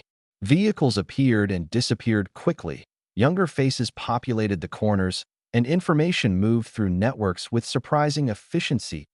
Two different worlds, two different currents, moving through the same city without colliding. This separation became even more visible in the way alliances shifted. For years, certain families, ranchers, and business owners had quietly supported different branches of the organization without concern. Loyalty had always been broad, rooted in relationships rather than factions. But now, these relationships were being redefined. An older ranch owner, long connected to the organization, found himself visited twice in 1 week. First by an emissary from the old guard, then by a representative of the younger faction. Both men spoke politely. Both expressed respect. But each conversation carried its own undertone. The rancher didn't say anything publicly. He didn't pledge allegiance. That he simply understood what their visits meant. He would eventually have to choose a side. Neutral ground was disappearing. Inside the cartel, this reality became clearer every day. Members who once valued flexibility now saw neutrality as a burden, even a risk. The fracture was no longer an abstract conversation or a whispered concern. It had become a defining characteristic of the organization. And in a world built on hierarchy, the absence of a single center creates a vacuum. A vacuum always fills itself. And now, each faction was filling it in its own way. The old guard reinforced tradition. They gathered their most experienced figures, revisited key territories, and strengthened long-standing alliances. They valued patience, continuity, and calculated movement. Their leaders walked with the weight of history and the confidence of men who had survived far worse. The younger faction embraced opportunity. They connected with emerging networks, analyzed new financial channels, tested modern communications, and operated with a sense of urgency that matched the changing times. They believed the future belonged to those who moved fastest, and in their world, momentum was a currency. Both sides saw themselves as the rightful stewards of the cartel's legacy. Both believed they were protecting the future. This dual conviction became another force dividing the city. It appeared in the quiet adjustments of mid-level organizers, men who managed routes, arranged shipments, or coordinated teams. These individuals, who once saw themselves as part of one large, unified system, began drifting toward the faction whose leadership style matched their own preferences. Some chose the comfort of discipline, some chose the excitement of change, and through these choices, the fracture deepened. Yet the city still remained calm. There were no confrontations, no visible displays of force, no messages painted across walls or shouted across neighborhoods. Instead, the split unfolded like a slow shift in the tide, steady, consistent, pulling everything gradually into alignment. Then came an event that defined the divide for everyone who witnessed it. A respected figure within the community, someone admired by both factions, hosted a small gathering at his home. Traditionally, these gatherings served as symbolic reminders of unity, bringing leaders and affiliates from all sides together under one roof. But this time, as the sun dipped behind the hills and the courtyard lights flickered on, the guests arrived in two waves. The younger faction appeared first. They greeted the host warmly, exchanged calm conversations, and settled into the seating area closest to the entrance. Their presence was confident but controlled. The old guard arrived later, entering through the side walkway. They took their seats at the far end of the courtyard, speaking quietly among themselves. They were calm, composed, respectful, but distant. The host moved between both groups delicately, sensing the tension without needing to name it. There was no hostility and no confrontation, just a quiet acknowledgement that the unity this gathering once represented no longer existed. A young man sitting near the boundary between the two groups whispered to his companion, "They're here, but not together." That sentence captured the essence of the moment. The split was not about anger. It was not about conflict. It was about direction. Two forces growing in different directions, too distinct to merge, too steady to collide, for now. Later that night, as the gathering ended and guests walked out into the warm Culiacán night, something else became clear. The way people said goodbye had changed. Once, leaders from both sides would have exchanged handshakes and brief words of mutual respect. But tonight, departures happened in clusters, each faction leaving separately, moving in different directions, following the paths that had quietly become their own. The host watched from his doorway, his face calm but thoughtful. After the last guest left, he extinguished the courtyard lights and murmured to himself, "The city is no longer one story." And he was right. From this point forward, Culiacán existed in two parallel narratives, each defined by its own loyalties, its own strategies, its own identity. Two suns rising over one land, casting two different sets of shadows. The separation was complete, not through violence, not through collapse, but through choice. And the choices made now would shape everything that followed. As the days continued, the separation inside Culiacán no longer felt like a developing tension. It felt like a settled truth. A truth everyone lived with, adjusted to, and carried silently in the back of their minds. The city no longer asked whether there were two factions. It asked how far apart those factions now stood. This shift was reflected in the city's rhythm, which began moving in two distinct patterns. In the mornings, the neighborhoods aligned with the old guard carried the steady hum of routine. Vehicles moving predictably, familiar faces appearing at usual times. Older men gathering at traditional meeting spots with the calm confidence of people who had shaped the city's underworld for generations. In the evenings, the areas aligned with the younger faction awakened into their own rhythm, quieter but more dynamic, filled with new faces, new vehicles, and new conversations that hinted at plans stretching into the future. These two rhythms rarely overlapped. They coexisted, side by side, separate but parallel. Culiacán had become a city split not by conflict, but by identity. One of the clearest signs of this shift appeared in the way alliances crystallized. People who had once floated freely between groups, because the cartel had always been a single organism, now found themselves drawn inevitably toward one side or the other. They didn't declare their allegiance. They didn't make loud statements. They simply made choices, small choices that carried weight. Choices like which homes they visited, which convoy they asked to escort them, which meeting they attended, which phone they answered first, which neighborhood they avoided after dark. These small, quiet decisions built a new internal map, one with two networks growing stronger on opposite ends of the same city. And with every passing week, the gap widened. Inside the cartel, mid-level operatives began feeling the pressure of this divide more sharply. These were men who kept operations running: coordinators, logisticians, drivers, protectors. Their loyalty had always been to the organization as a whole. But now, with two leadership lines forming, their daily work became a delicate exercise in navigation. Some chose the old guard out of loyalty, respect, and familiarity. Others chose the younger faction because its momentum offered opportunity. Most simply chose caution, carefully avoiding situations where they'd be forced to reveal preference. One such operative, respected for his efficiency and neutrality, expressed the sentiment shared by many. "I'm not choosing sides, I'm choosing to keep breathing." He said it lightly, almost jokingly, but the meaning behind his words was real. The fracture had reached a point where neutrality no longer made sense. Not because either side demanded loyalty, but because the gap between them had become too wide to stand in the middle. Meanwhile, the organization's higher levels continued reshaping their internal strategies. The old guard held more frequent meetings, though their gatherings remained quiet and measured. They focused on protecting established routes, maintaining international relationships, and ensuring that long-standing alliances remained intact. Their conversations revolved around stability, continuity, and preserving the balance that once defined the cartel. Across the city, the younger faction gathered with a different energy. Their meetings, often dynamic and adaptive, centered on new methods, emerging networks, and long-term restructuring. They saw themselves not as challengers to the old guard, but as the architects of the cartel's future. Their ambition was not reckless, that it was calculated, and ambition, even when quiet, has gravity. This gravity pulled more young operatives toward them, further shifting the internal landscape. As the internal dynamics grew clearer, the city responded in its own subtle ways. Shops began noticing that cash payments came in different waves. Older faction presence earlier in the day, younger faction later. Nighttime traffic patterns adjusted. Even the soundscape changed. Fewer loud engines in certain districts, more soft movement in others. Everything had rhythm now. Everything had meaning.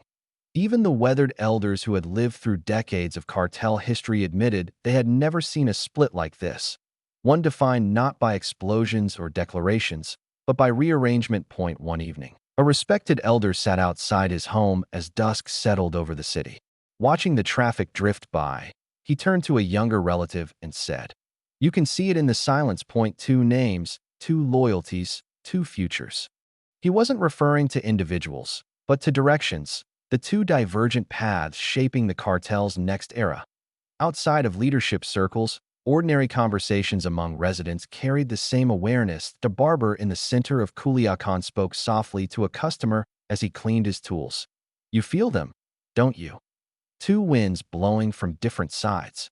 He wasn't being poetic, he was being observant, because Culiacán had always been a city that sensed the undercurrents beneath its surface. And now, those undercurrents were no longer subtle. They were shaping the entire social landscape. But perhaps the most symbolic shift occurred during a moment no one expected. That on a quiet night, two separate convoys passed through the same stretch of highway minutes apart, one representing the old guard, the other the younger faction. The highway was long, empty, quiet. Both groups moved without urgency, without escort, without display. Neither convoy saw the other. Neither convoy altered its path. But for residents watching from nearby homes, the sight was striking. Two movements, two directions, two forces occupying the same world without acknowledging each other. The mother watching from her porch whispered to her husband, "They're not the same group anymore."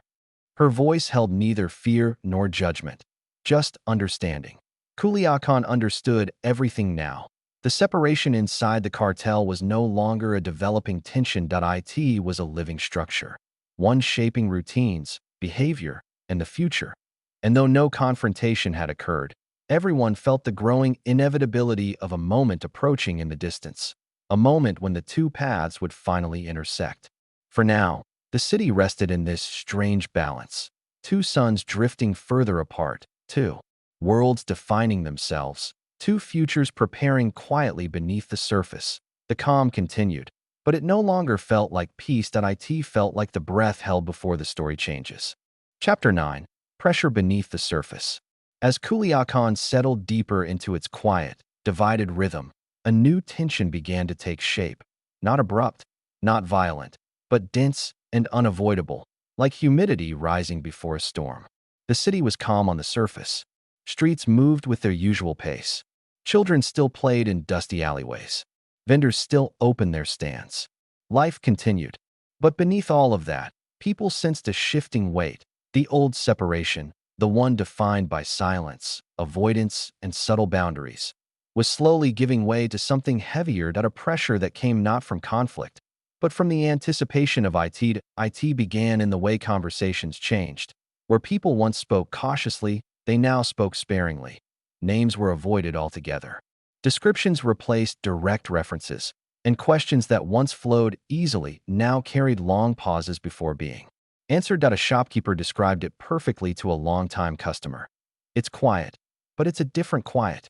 Not peace, not fear, just a tension suspended in the air, waiting for direction. Inside the cartel, the leaders of both factions felt this pressure too. The old guard noticed subtle signs that the balance they once controlled with ease was becoming harder to maintain. Their influence across rural territories remained strong, but the flow of younger operatives, and the loyalty that followed them, was increasing in places where the old guard had once been unquestioned. Meanwhile, the younger faction sensed that their rise had reached a point where continuing to expand without resistance was no longer possible. They had claimed new spaces, built new networks, shaped new alliances. But every expansion has a natural limit, and theirs was approaching quickly. Both sides sensed the same truth, even if neither admitted it. The city could not sustain two centers of gravity forever. This truth revealed itself in the behavior of mid-level operatives. Men who once moved freely across the city now chose their routes with precision. They studied patterns before leaving their homes. They resequenced delivery schedules to avoid overlapping territories. They communicated in shorter messages. Each word weighed before being sent. One mid-level coordinator, tired after a long night of work, expressed his frustration quietly. "You can't be in two places anymore, not even in conversation." His words reflected the emotional toll of the division. The fracture was no longer political. IT had become personal. People who had known each other for years began avoiding contact, not out of hostility, but out of the recognition that a single misinterpreted gesture could shift their standing inside their chosen faction. Across Culiacán, this shift became increasingly visible that night. Certain streets grew quieter than ever before, not because something was happening there, but because everyone sensed that something could. In other districts, activity became more concentrated. Convoys passed with greater regularity. Lookouts stayed in place longer. Phones buzzed more frequently with short, coded updates. The presence of each faction became more defined, not aggressive, but deliberate. The old guard made their influence known through consistency. Vehicles traveling predictable paths, meetings held in familiar locations, the same faces appearing at the same hours. The younger faction signaled their presence through adaptability. New vehicles, new meeting spots, new patterns appearing across the city. Two worlds, two strategies, two interpretations of the same legacy. Then came the moment that quietly confirmed the growing pressure. A meeting of regional coordinators, once routine, simple, and efficient, ended with an unusual silence. Representatives from the old guard spoke in calm, measured tones. Representatives from the younger faction listened politely, responded briefly, and departed. Earlier than expected, disagreements were voiced, debates erupted. But the energy in the room shifted. The absence of conflict did not bring relief. It brought clarity. After the meeting, one older lieutenant stood outside the building, staring at the darkened sky. To the man beside him, he said softly, "They're growing too quickly, and we're holding too tightly." It was the first time he had spoken those words aloud. Meanwhile, across the city, inside a quiet safe house, a young commander reviewed maps and updates with his team. They discussed potential expansions, adjustments to routes, and the growing influence they held across several districts. When one operative asked whether their moves might provoke the old guard, the commander shook his head slowly. "They already feel it," he said softly. "We don't need to provoke anything." He wasn't wrong. Pressure doesn't need action to grow. IT grows in silence. IT grows in movement. IT grows in the spaces between decisions. Culiacán felt that pressure most clearly in the way its nights changed. Before the fracture, the nights had carried a predictable rhythm. After the split, they carried a watchfulness. Now, they carried something else, stillness with weight. People walking home late noticed more vehicles parked at odd angles. Dogs barked at sounds that once blended into the night. Even the wind seemed quieter, carrying less noise from distant streets. The woman who lived near the center of the city described it like this: "The nights feel like they're waiting." Waiting for what? She couldn't say, but everyone felt it. Meanwhile, the cartel's financial networks began reflecting the divide more openly.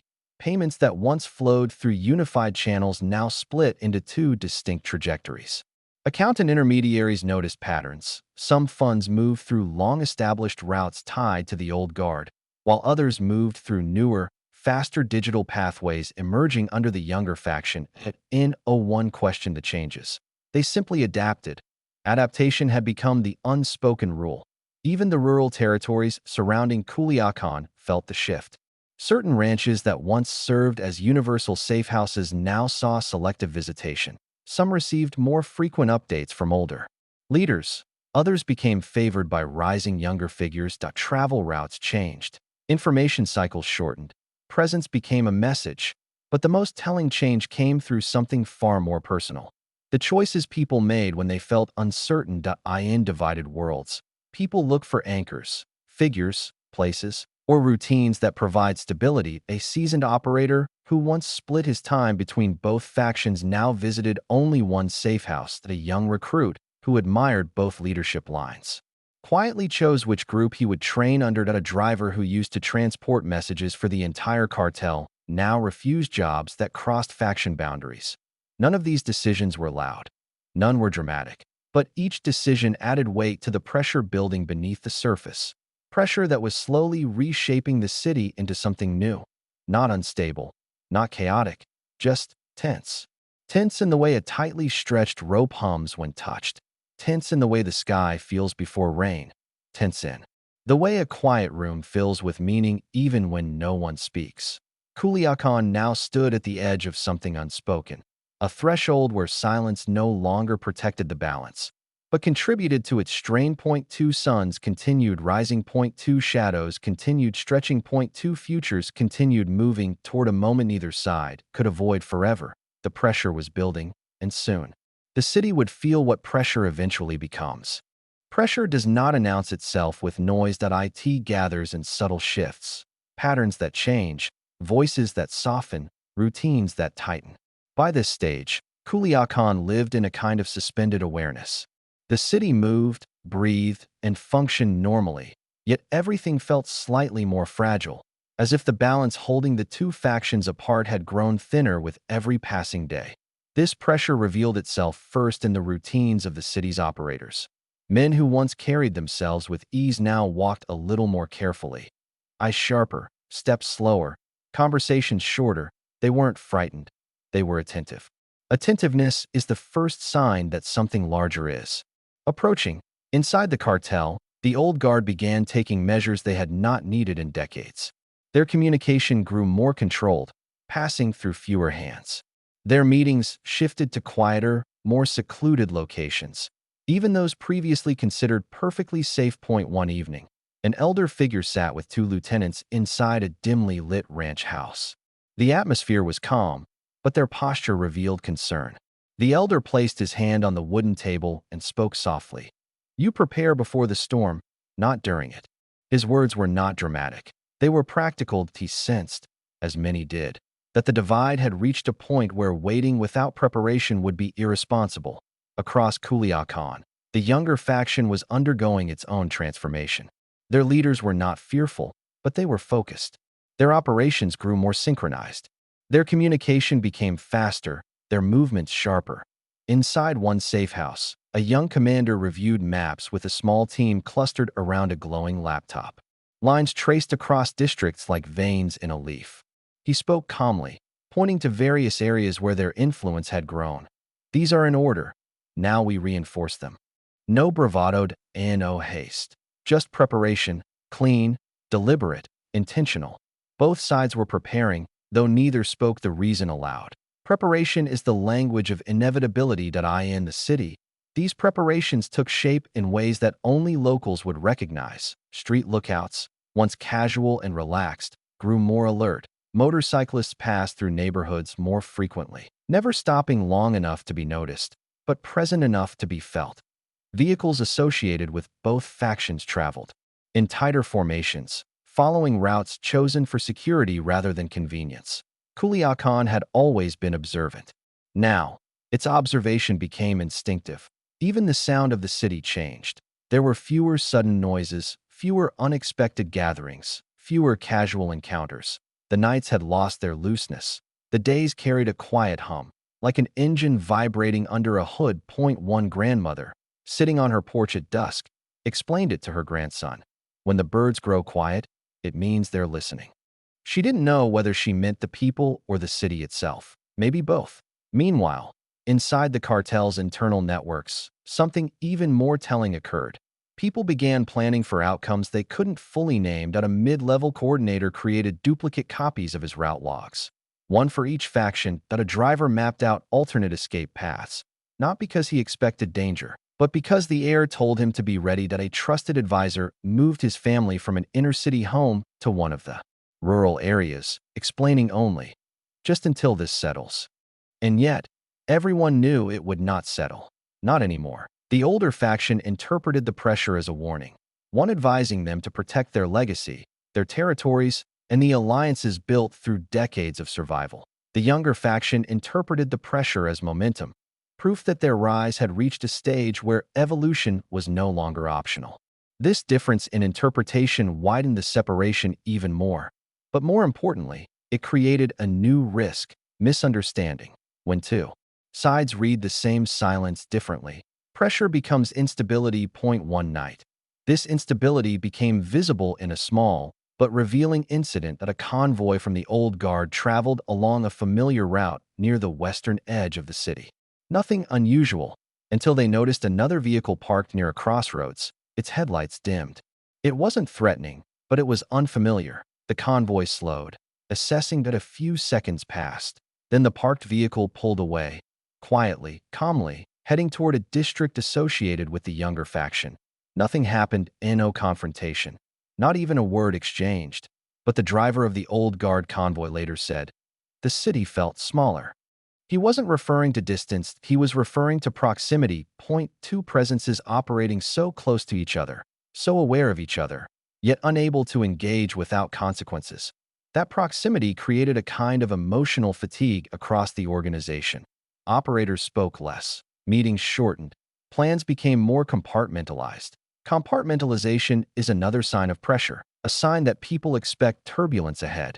Even the rural territories felt the shift. In the countryside, where news traveled slower and people lived more quietly, ranchers began noticing visits from both factions increasing. Not aggressive visits, not demanding ones, just check-ins, reassurance, presence, positioning. One rancher, speaking to his wife, said, "They want to know who will stand with them when the lines are no longer invisible." His wife didn't respond. She simply looked out toward the fields that had seen decades of subtle shifts, but rarely one like this. The old guard strengthened relationships with communities that had supported them for generations. The younger faction built new relationships with emerging towns and areas seeking modern opportunities. Each side grew more confident in its network. Confidence, especially when held by two sides simultaneously, is another form of pressure. In Culiacán, the pressure expressed itself in the way people instinctively changed routines. Some traveled only in daylight. Others switched which side of the city they visited. A few relocated temporarily to stay with relatives in quieter districts. And yet, the city remained calm, still, predictable, resting under the illusion of control. But beneath the surface, the pressure was reaching a point where neutrality could no longer hold. Then came the moment that defined the atmosphere of this chapter. A liaison who had spent years serving both sides, someone calm, experienced, trusted, announced quietly that he would stop mediating between factions. He gave no reason. He needed none. His silence said everything. Both factions received the message, and both understood its meaning. Even the bridges between them were preparing for separation. Culiacán understood it too. The city had lived through eras of tension before. But this tension felt different, not explosive, not dramatic, but irreversible. The pressure beneath the surface was no longer a warning that it was a shift preparing everyone for the moment when the balance that had held for so long could no longer remain untouched. Two suns continued rising in their separate skies, casting shadows that grew longer, deeper, and closer to crossing. As the invisible weight in Culiacán grew heavier, the city found itself caught between two realities: the life everyone continued living, and the life everyone sensed was approaching. The tension did not disrupt daily routines, but it lingered beneath them, shaping decisions, altering paths, and tightening the city's collective breath. People moved the same, but thought differently. Their instincts sharpened, their awareness deepened, their sense of direction, literal and emotional, grew more cautious. Why now? The split was no longer merely a divide inside the cartel. It had become the backbone of the city's psychology. The first group to feel this shift intensely were the helpers, the quiet individuals who kept operations functioning behind the scenes. Drivers, assistance coordinators, mechanics, local messengers, accountants, and even those who provided legitimate goods to cartel-connected businesses. Their workload had not increased. Their responsibilities had not changed. But the atmosphere surrounding their tasks felt heavier. That a mechanic who serviced vehicles for both factions found himself pausing before accepting any request. He checked schedules more carefully. He arranged pickups with extra buffer time. He cleaned his work area with slower, more thoughtful movements, saying to a friend nearby, "It's not the work that worries me, it's the timing of everything around it." Timing had become the city's silent concern. Across Culiacán, subtle patterns emerged in the behavior of civilians whose daily lives brushed against cartel presence. That a restaurant owner began closing 30 minutes earlier every night, not because of danger, but because he sensed that the late evening hours no longer carried the same predictability. That a neighborhood barber adjusted his opening times, choosing to start earlier and end earlier, telling a customer, "You feel the wait more at night." Even students noticed the change in the rhythm of the streets. Fewer conversations on corners, fewer groups lingering outside convenience stores, fewer strangers walking slowly through unfamiliar neighborhoods. People weren't hiding. They were preparing. Preparation became the unspoken language of Culiacán. Inside the cartel, preparations continued taking clearer shape. The old guard strengthened their internal structure, gathering their most trusted operators and reinforcing the traditional hierarchy. They reviewed every region, every connection, every relationship that sustained them. Their strategy was not expansion or confrontation. It was protection. Protection of legacy, protection of foundations, protection of the order they had built over decades. One evening, during a quiet meeting in a rural home, an elder placed a map on a table and spoke gently. "These lines were drawn long before us. That we aren't changing them, that we're defending them." His lieutenants nodded, not because they agreed blindly, but because they understood the gravity of what he was saying. The past was their anchor, their stability. Across the city, the younger faction prepared in a different way. They refined their communication networks. They increased security at several safe houses. They deepened alliances with rising groups outside Sinaloa. They invested in strategies designed for speed, not endurance. Their mindset was not defensive, it was forward-moving. One night, inside a quiet home in the northern part of the city, a rising commander addressed his closest circle. He spoke softly, with no raised voice, yet every word carried momentum. "The future won't wait. Neither can we." If the old guard represented the roots of the tree, the younger faction represented the branches stretching toward new skies. Two visions. Two futures. One territory. This dual preparation rippled into the outermost layers of the city's network. Suppliers confirmed stock earlier. Couriers planned routes 2 or 3 days in advance. Even individuals with only distant connections began adjusting their conduct. And yet, throughout all of this, calm remained. A strange, delicate calm. Not peace, not safety, just a pause before an unknown rhythm. This calm became most evident during a moment that would have gone unnoticed if not for the deeper meaning behind it. Late one afternoon, a convoy belonging to the younger faction arrived at a supply location they had used for months. They collected what they needed, remained respectful to the people present, and left without incident. Hours later, a small team from the old guard arrived at the same place. The workers greeted them politely. Everything was normal. Nothing appeared unusual, but when one elder noticed the fresh tire tracks on the ground, he paused. He didn't react. He didn't question. He simply looked at the tracks for a long moment, and then said quietly, "Too close. Too close." Not in distance, but in timing. It was the first moment where physical proximity between the two groups had created discomfort intense enough to be noticed aloud. Across Culiacán, similar moments continued appearing. Vehicle sightings overlapped by minutes. Certain lookouts noticed unexpected faces near neighboring districts. Old relationships encountered new presences. Nothing hostile, nothing confrontational, but always close. Close enough to remind everyone that the separation was no longer clean. Close enough to suggest that silence alone could not maintain balance forever. Meanwhile, emotional tension inside the cartel increased quietly. Loyalty became more pronounced. Confidences became more selective. Uncertainty carved sharper edges inside conversations. People who had once moved freely across the organization now felt compelled to define their place, not out of ambition, but out of survival. When a mid-level operative was asked by a relative which faction he preferred, he answered, "It doesn't matter what I preferred, it matters where I stand when the dust rises." Even he didn't know when that moment would come, but he knew it was coming. In the countryside, ranchers noticed more visits, not aggressive visits, just presence. One rancher told his wife, "They're counting the land, not to divide it, to see who will walk it." His prediction captured the mood precisely. Culiacán had entered a phase where preparation was no longer preventative. It was anticipatory. Everyone sensed a shift approaching, but no one knew what shape it would take or what spark would ignite it. Then came the moment that solidified the city's awareness of what lay ahead. A longtime mediator, someone respected by both factions for resolving disputes quietly, announced that he would temporarily step back from involvement. He offered no explanation, no critique, no preference. He simply withdrew. That silence carried the weight of a warning bell. If the man who kept the bridge standing had stepped aside, it meant he sensed the bridge was no longer stable. Across the city, whispers spread. If he's stepping back, it's because something is coming. Whether that something was a confrontation, an event, or a moment of irreversible change, no one could say. But everyone understood what Culiacán was becoming.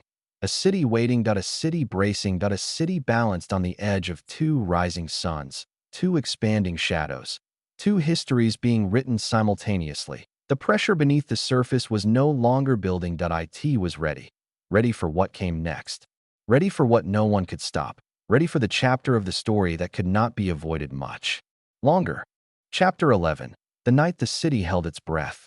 Culiacán had lived through tense seasons before, but never one quite like this. A season defined not by explosions or confrontations, but by stillness thick enough to reshape the air itself. As the internal divide inside the Sinaloa Cartel deepened, and the tremors grew more pronounced, the city reached a night that would later be remembered not for what happened, but for what almost did. A night when every instinct in Culiacán told its residents the same quiet truth. Something is shifting. Stay aware. It began just after dusk. The heat of the day settled into a warm, quiet evening.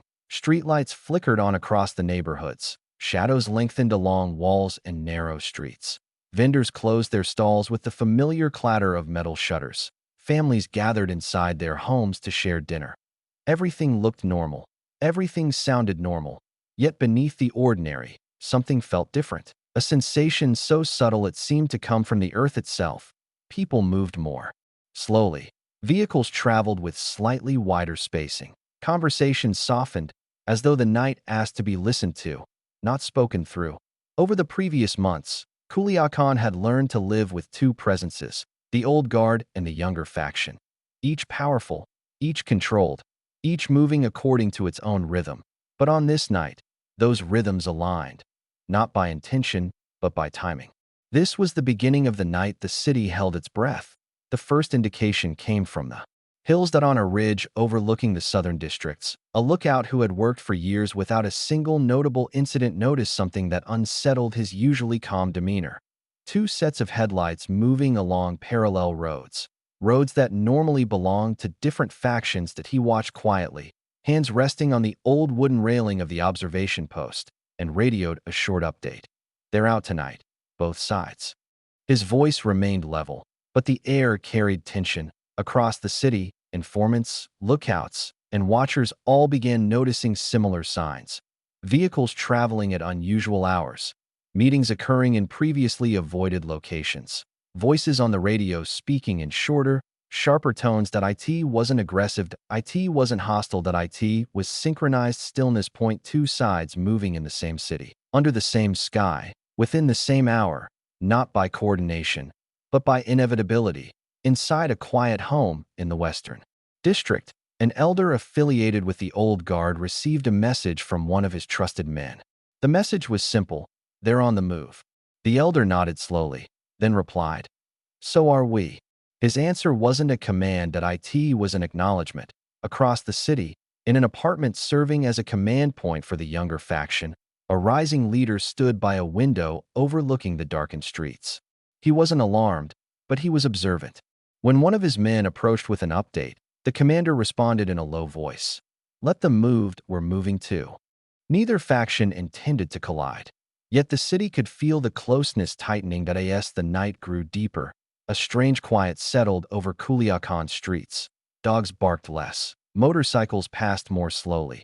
Even the night breeze felt different, cold in some neighborhoods, warm in others, but heavy everywhere. Residents preparing to sleep sensed it too. A woman locking her front door paused, listening to the distant hum of an engine. A father sitting on his porch noticed more headlights than usual. A young man walking home took a longer route, guided by nothing more than instinct. Instinct had become Culiacán's guardian. Around 10 p.m., the city reached the height of its tension. In the northern district, a convoy belonging to the younger faction rolled quietly along a main road. They weren't rushing. They weren't asserting dominance. They were simply moving, together, silent, purposeful. 15 minutes later, another convoy, this one belonging to the Old Guard, entered the same district from the opposite side. They did not cross paths, but they came close enough for lookouts on both sides to report the same observation. They're near. Near in distance, near in timing, near in the unspoken understanding that the boundary between them had thinned. But the night remained calmed. Engines revved aggressively. Doors opened suddenly. Voices rose. Signals flared. The city continued breathing, but softer, shallower, as though conserving its strength. A small convenience store in the center of Culiacán. The owner stood behind the counter, watching traffic outside. His store usually closed late, but tonight he found himself reaching for the keys earlier than usual. When a customer asked why, he answered with a faint smile, "Just feels like a night to be home." He wasn't scared, he was intuitive. Intuition kept Culiacán safe more often than rules ever could. Meanwhile, inside the cartel's internal circles, the tremors reached their clearest form yet. The Old Guard confirmed new intelligence indicating that the younger faction had expanded into a district that had long been considered neutral. The younger faction received reports that the Old Guard had tightened operations along a key transit point. Neither action was hostile, but both revealed the same truth. The two sides were growing too large for the space between them. A shrinking boundary creates gravity, and gravity pulls things together, even things that should remain apart. Near midnight, as the city's lights dimmed and the last sounds of traffic faded, Culiacán entered a rare kind of quiet. A quiet where every sound mattered. A quiet where even the smallest detail felt amplified. A man closing his shop heard footsteps across the street and froze, not out of fear, but because the night seemed to magnify everything. A child half asleep in bed sensed his parents whispering in the next room. A dog curled near a gate lifted its head, listening to a distant engine it had heard 100 times before. Yet tonight, it reacted differently. That was the night the city held its breath. Not because something happened, but because something nearly did. Two factions moved through the same city at the same time, under the same moon, each aware of the other's presence, each adjusting its movements accordingly, each receiving reports that mirrored the other side's concerns. It was the closest they had come to overlap, and the closest Culiacán had come to witnessing the moment when silence begins to bend. The tremors had grown into proximity. Proximity had grown into presence. Presence was beginning to grow into pressure, and pressure, everyone knew, does not stay quiet forever. As the night moved past midnight, Culiacán shifted into a state of near stillness. The tremors that had quietly grown over weeks were now fully present, pulsing beneath the surface like a muted drumbeat. You couldn't hear it, but you could feel it. Everywhere, the city's lights flickered softly against the warm darkness. Street corners that usually held soft echoes and distant laughter were empty. Even the hum of distant traffic felt muted, as though the city itself were trying not to disturb something watching from above. This was not a night where something dramatic unfolded. This was a night where nothing happened, and that nothing carried more weight than any headline could, because silence can be louder than conflict when two powerful forces move within the same space. The old guard sensed it first. Inside a quiet home on the outskirts of the city, several senior figures gathered to review the evening's reports. A single lamp illuminated the room, casting long shadows across the table. None of the men spoke loudly. Their voices remained low, steady, deliberate. One lieutenant pointed to a handwritten note and said, "They crossed near our route tonight. Not close, but closer than usual." Another responded, "They're testing distance." The elder listened in silence, his expression calm but introspective. After a moment, he said, "They're not testing us, they're testing the city." The others understood instantly. The younger faction wasn't seeking confrontation, they were seeking space, and space was becoming scarce. Meanwhile, across the city, the younger faction held their own quiet meeting. Their room was brighter, more modern, buzzing softly with electronics and updated communication tools. The atmosphere wasn't tense. It was focused that a young commander reviewed a map and traced his finger along a district recently visited by the old guard. He nodded slowly. "They moved earlier than usual tonight." One of his men asked, "Should we adjust?" The commander shook his head. "No, we move the same, but we watch everything." His tone wasn't defensive, it was analytical. Both sides were learning each other's breathing patterns. Both sides were adjusting without acknowledging it. Both sides were becoming aware that their movements were no longer isolated. This awareness carried the weight of inevitability. Back in the neighborhoods, ordinary residents continued feeling the tension even if they didn't understand the details behind it. That a woman leaning out her window noticed the emptiness of the street below. She whispered to herself, "It feels like the city is listening." And she wasn't wrong. Culiacán had become hyper-aware, a city that sensed every shift, every pause, every echo. As the early hours of the morning approached, the stillness grew even stronger. The air felt heavier, the wind slowed. Even the insects seemed quieter. In some districts, you could walk a full block without hearing a single human sound. Inside one home, a father turned off the TV and listened carefully. His teenage son looked over and asked what was wrong. "Nothing," the father said. "Nothing at all." But his body language told a different story. He was listening to the silence, because silence in Culiacán was never empty. It was full of meaning. Around 1 a.m., the old guard received another update. Second convoy passing through the northern corridor. No contact. The elder closed his eyes briefly, absorbing the information. He didn't look concerned, just thoughtful. Then he said, "Routes are crossing too often." Across the city, nearly at the same moment, the younger faction received a similar report. "They're in the corridor too. A little earlier than usual." The commander nodded slowly. "They're adjusting." Once again, neither side viewed this as a threat, but both understood what it meant. The invisible gulf between them, the one maintained by silence, respect, timing, and instinct, had narrowed, not intentionally, not aggressively, but naturally. As if the city were pulling both forces toward a single, unavoidable point. That Culiacán streets reflected this new closeness. Lookouts stationed on rooftops saw more movement than usual in districts not typically active at that hour. Drivers noticed headlights drifting through areas usually quiet at night. Phones buzzed with short, coded messages. No alarms, no warnings, just updates confirming a truth that grew harder to ignore. Everyone was moving more.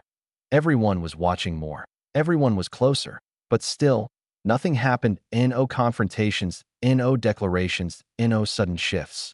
just movement, parallel, close. Heavy with unspoken tension that a taxi driver returning home after a late route captured the feeling perfectly. It's like two storms circling each other without touching. The storms weren't ready to collide, but they were close enough for the wind to shift. Around 2 a.m., the most symbolic moment of the night unfolded quietly in a neighborhood near the city's center point. Two convoys, one belonging to the younger faction, the other to the old guard, entered the same main road from opposite ends. They weren't speeding. They weren't flexing their presence. They were simply navigating routes they normally avoided at the same time. The road stretched long and empty beneath the moonlight. Lights reflected against the pavement. The air felt sharp and expectant. The two convoys never crossed directly, but they came within a few streets of each other, close enough for their lookouts to report it, close enough for both sides to feel it, close enough for the city to sense the shift. That a man smoking outside his home saw the vehicles moving in opposite directions and whispered, "This is too close." He wasn't afraid. He was aware. There is a moment in every story where direction becomes destiny. For Culiacán, this night was that moment. Around 3 a.m., the city entered its deepest quiet. The kind of quiet that feels like the world is suspended in a single breath. And in that breath lived the truth both factions had sensed but not spoken. They could not remain separate forever. Not like this. Not with the tremors growing stronger. Not with routes crossing, timing aligning, and presence expanding. The silence that held the city was not peace. That it was pressure. Pressure waiting to take form. Before dawn, the old guard gathered for a final update. A lieutenant entered the room, nodded to the elder, and said softly, "They're gone now. The night is clear." The elder looked at him and replied, "Clear doesn't mean calm." Across the city, the younger faction received their own final report. Movement slowed, no crossings now. The young commander closed his notebook and said, "Tomorrow will tell us more than tonight." He was right, because the night the city held its breath wasn't the climax. It was the warning. The quiet tightening before the first true shift. The moment when two separate stories finally began drifting toward the same page. Culiacán slept uneasily as dawn approached, not because of what happened, but because of everything that almost did. The tremors had grown into alignment, and alignment was beginning to grow into pressure. Pressure that could not remain silent much longer. By the time the first dim hints of dawn touched the edges of Culiacán, the night's strange tension hadn't faded. If anything, it had settled deeper, quiet, heavy, unmistakable. The city had made it through the long hours without incident. Yet everyone who lived through that night felt the same thing. Something had changed, even though nothing happened. The sensation lingered everywhere, in the cool morning air, on the empty sidewalks, in the stillness of neighborhoods usually awake before sunrise. It was as if the city, after holding its breath for hours, had forgotten how to exhale. The old guard noticed this shift immediately. Inside a dimly lit home where several of their leaders had stayed awake through the night, the men looked tired, but not from lack of sleep, tired from knowing. Knowing that closeness creates consequences. Knowing that two powers moving in parallel paths cannot remain parallel forever. One lieutenant poured himself coffee, hands steady but expression thoughtful. He sat beside the elder and spoke quietly. "It felt different last night." The elder nodded, because it was. He didn't elaborate, he didn't need to. Everyone in the room had felt the tightening of the city's invisible lines, the pull of two forces drawing nearer without touching. Meanwhile, across town, the younger faction had reached a similar conclusion. In a small apartment-turned-command center, men reviewed the previous night's movements with the same calm intensity as before. But something in the atmosphere had shifted. The young commander listened to the reports, then leaned back in his chair, hands clasped, eyes reflecting a mixture of curiosity and understanding. "They were closer," one of his men said. The commander nodded slowly. "And we were too." It wasn't a warning, it wasn't a boast, it was simply a fact. Both factions had moved through Culiacán as though drawn by the same invisible tide. Both had seen signs of the other. Both had adjusted their paths instinctively. Both had felt the city's energy compress around them. And both recognized what that meant. As the sun edged higher, the city began waking to a morning that felt strangely out of rhythm. People stepped outside their homes and noticed the streets felt lighter, but not in a comforting way. More like the air had been shaken during the night and was still trying to settle that a woman walking to her early shift paused on her doorstep and scanned the street. No commotion, no vehicles, nothing out of place. Yet she muttered under her breath, "It feels like they were here." Not in her street specifically, but in the city's bloodstream. The tremors had left an imprint by mid-morning. Word of the parallel movements that had unfolded overnight reached both factions through quiet channels. Not rumors, confirmations. From lookouts, couriers, trusted observers stationed in precise locations. These confirmations reinforced a truth everyone already felt. The boundary separating the two sides was thinning. Inside the cartel, this created a new form of tension. Not fear, not hostility, but awareness sharpened to a point. Movements were analyzed twice. Messages were sent with extra delay.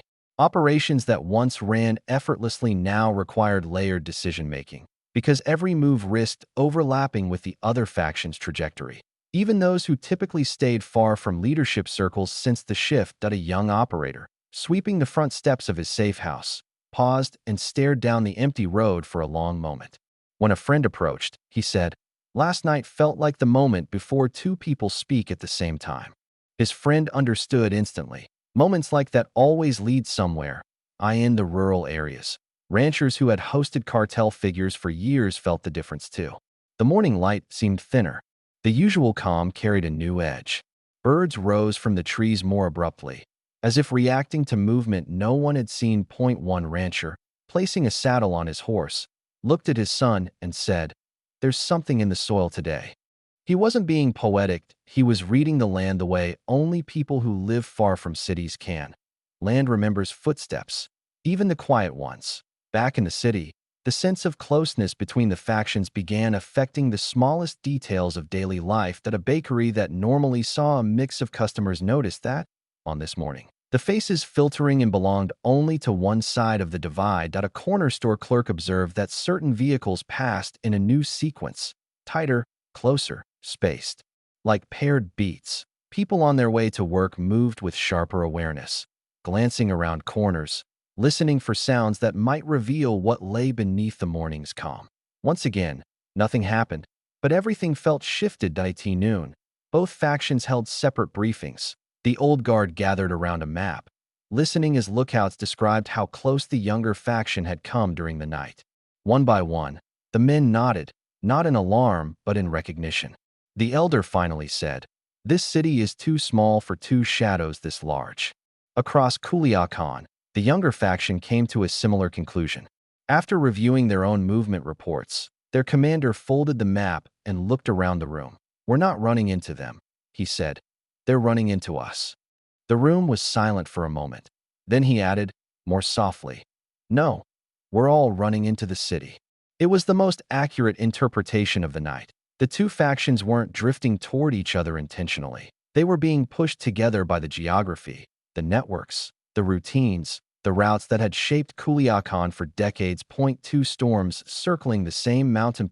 Two rivers trying to merge through a narrow canyon. Two shadows cast beneath the same rising sun.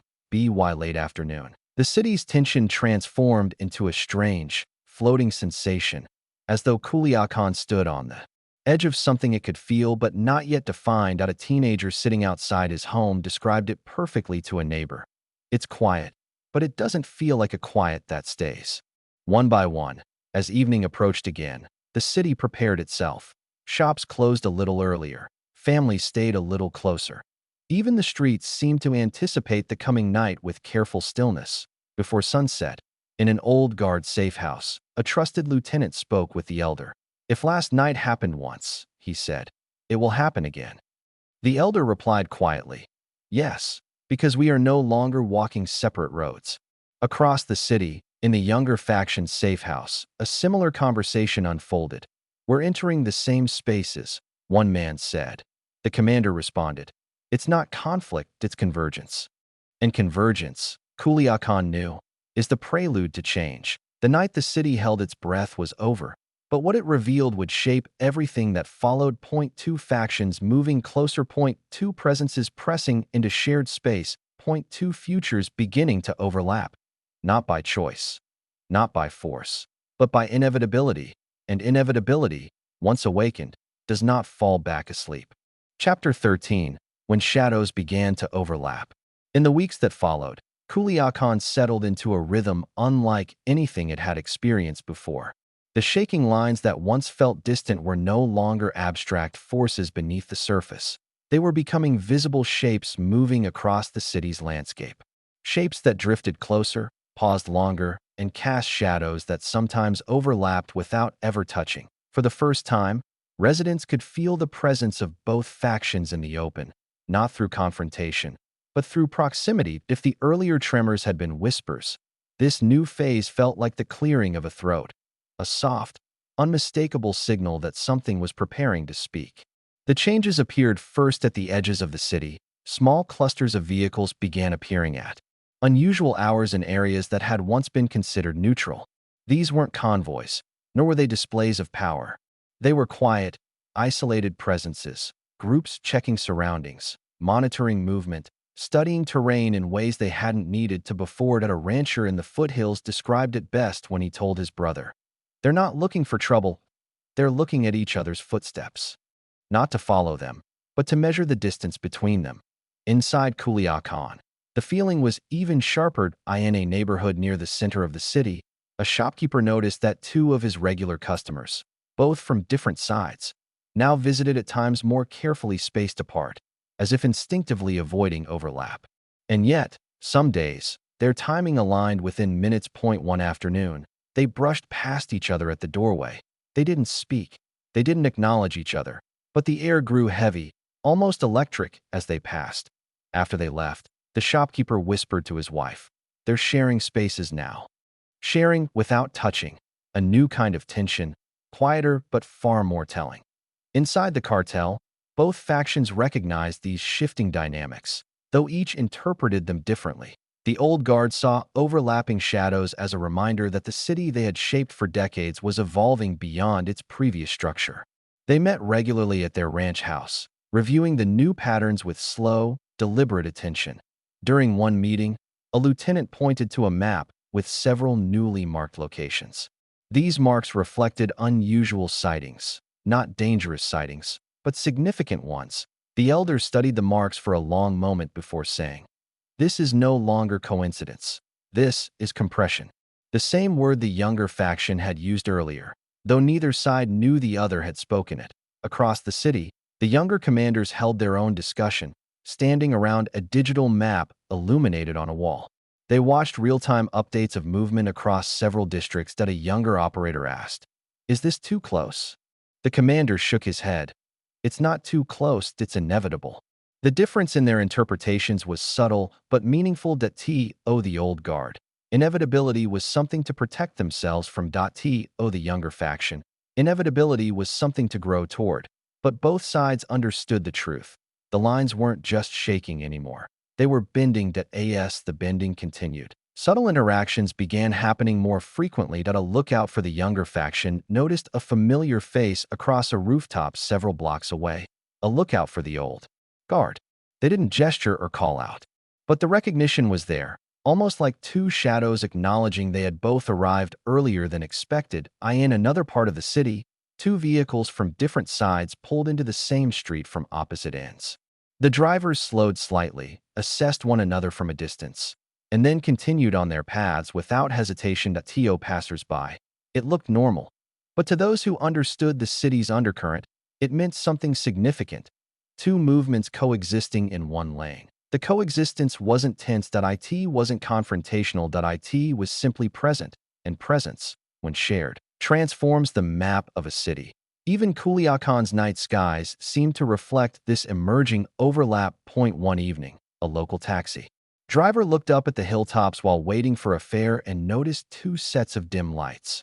One where the younger faction often stationed lookouts, and another where the old guard had long maintained presence. He muttered to himself, "Two fires on the same mountain." He didn't mean literal fires. He meant presences, glowing softly, separately, yet close enough to be seen together. In the homes of Culiacán, families sensed the proximity unfolding across their streets and hillsides. But they also sensed something deeper. Calm. A strange calm, heavy but steady. People weren't panicking. They weren't running. They weren't whispering in fear. They were simply acknowledging a shift they couldn't control, but could intuitively understand that a grandmother sitting on her porch expressed it to her granddaughter. It's not danger, Mijit, it's change, and change always walks quietly before it speaks.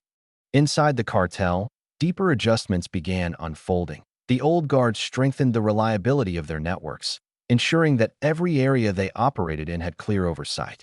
Their focus became clarity, understanding which territories remained stable, which were shifting, and which needed reinforcement. The younger faction concentrated on agility, expanding into locations that had recently shown signs of reduced old guard presence. Not forcefully, not openly, but with careful, calculated steps. Their commander summarized it during a late-night conversation. We're moving where the city opens space. This space he referred to wasn't physical, it was political, psychological, atmospheric. Culiacán was rearranging itself, and each faction was stepping into the openings the rearrangement created. The most symbolic moment of this chapter unfolded quietly in a small, unremarkable cafe in the city's historic center. The establishment had long been considered neutral, a place where people from all walks of life sat, drank coffee, and watched the city flow past. On this particular morning, an old guard sympathizer entered and took a seat. Minutes later, a young operator from the rising faction walked in with his cousin. They were unaware of who else occupied the cafe. Neither expected the other to be there. For a long moment, both groups simply sat. N01 stared, N01 shifted, N01 left. They shared the space in silence, breathing the same air, watching the same street, listening to the same soft clatter of dishes in the kitchen. The cafe owner, washing plates behind the counter, whispered, "This is new." Because it was, not hostility, not friendliness, just coexistence. Coexistence that wasn't possible months earlier. The chapter closes. Culiacán stands at a quiet threshold. The lines that once defined distance have bent into curves that now overlap in places neither faction planned. The city feels those curves forming, in shops, on roads, across hillsides, inside silence, and everyone knows. Once shadows begin to overlap, they rarely separate cleanly again. As Culiacán moved through another series of warm, quiet days, the overlapping shadows stretching across the city began to influence not only movement, but thought. People still went to work, still opened their shops, still greeted neighbors with the same steady kindness. But somewhere beneath their routines, the city's pulse had changed. It wasn't feared, it wasn't anticipation, it was awareness layered upon awareness, like two mirrors reflecting each other from opposite corners of the room. Even the most unassuming residents felt it. A teacher walking to school noticed how traffic flowed differently, as if the city were coordinating itself without direction. A man sweeping outside his store realized he paused more often to listen, not to specific sounds, but to the quiet around them. A group of teenagers played soccer in the street but stayed closer to home than usual. They didn't know why, they just felt the shift. Inside the cartel, this shared awareness shaped strategy more deeply than before. The old guard observed the overlapping shadows with measured caution. Their leadership understood that proximity creates vulnerability, and vulnerability requires steadiness. During one meeting at the ranch, the elder looked over a new set of reports and said, "We must see clearly, not quickly, clearly." His lieutenants nodded. Clarity had become their greatest tool. Not action, not force, just understanding. Across town, the younger faction evaluated the same overlapping patterns with a different tone. Their commander studied the updated map, where movements from both factions appeared closer than ever. He touched one point of overlap and murmured, "That's not a mistake, that's alignment." To him, overlapping wasn't a threat. It was a sign that their momentum was reshaping the geography around them. But to the old guard, overlapping signaled encroachment. Two interpretations of the same moment. Two readings of the same city, and both correct in their own way. The overlapping began showing itself in conversations, too. Quiet comments exchanged between neighbors, observations shared in passing, reflections whispered inside homes as families closed windows for the night. A woman talking with her sister over the phone said, "I don't see anything happening, but it feels like something is standing behind the door." Her sister agreed, "You can feel it in the streets." Because the streets had grown sensitive, alert to footsteps, to idling engines, to glances exchanged between strangers who seemed to understand more than they let on. Point one of the clearest signs of overlapping shadows appeared in the evening routines of the city. For years, different neighborhoods followed predictable patterns. Certain areas grew busy at dusk, others quieted early, and others pulsed with late-night movement. But now, those rhythms were blending. That a neighborhood aligned with the younger faction noticed increased traffic earlier in the evening. Not threatening traffic, but presence. The district historically tied to the old guard noticed new visitors passing through with calm intention. Even border areas between strongholds saw more movement than before. Point one resident, who lived at the edge of two territories, described it to a friend. It's like both worlds are brushing against each other. And that was the essence of this phase. Not impact, not collision, but brushing. A soft, almost accidental contact created by proximity. Inside the cartel, members who once moved freely across the city now found themselves navigating with greater precision. They weren't restricted, but they were guided by instinct, timing, and the knowledge that certain areas no longer belonged entirely to one side. A mid-level operator for the old guard explained it during a conversation with a colleague. I can still go everywhere, but I choose my hours differently now. His colleague nodded. That's how you feel the shift. Meanwhile, the younger faction experienced its own adjustments. Their networks expanded, but expansion brought visibility, and visibility required restraint. Their commander reminded them, presence is strength, but presence must be quiet. The instruction wasn't about hiding. It was about maintaining the delicate balance that overlapping shadows demanded. Culiacán mirrored that balance in surprising ways. The city's sounds changed subtly, trucks rumbling at earlier hours, motorcycles gliding through different routes, radios crackling briefly before falling silent. Even the wind seemed to move differently, slipping through the narrow streets with soft patterns that made people pause and look up. Point one elderly man sitting outside his home said to his grandson, when the air moves like this, it means two stories are walking close together.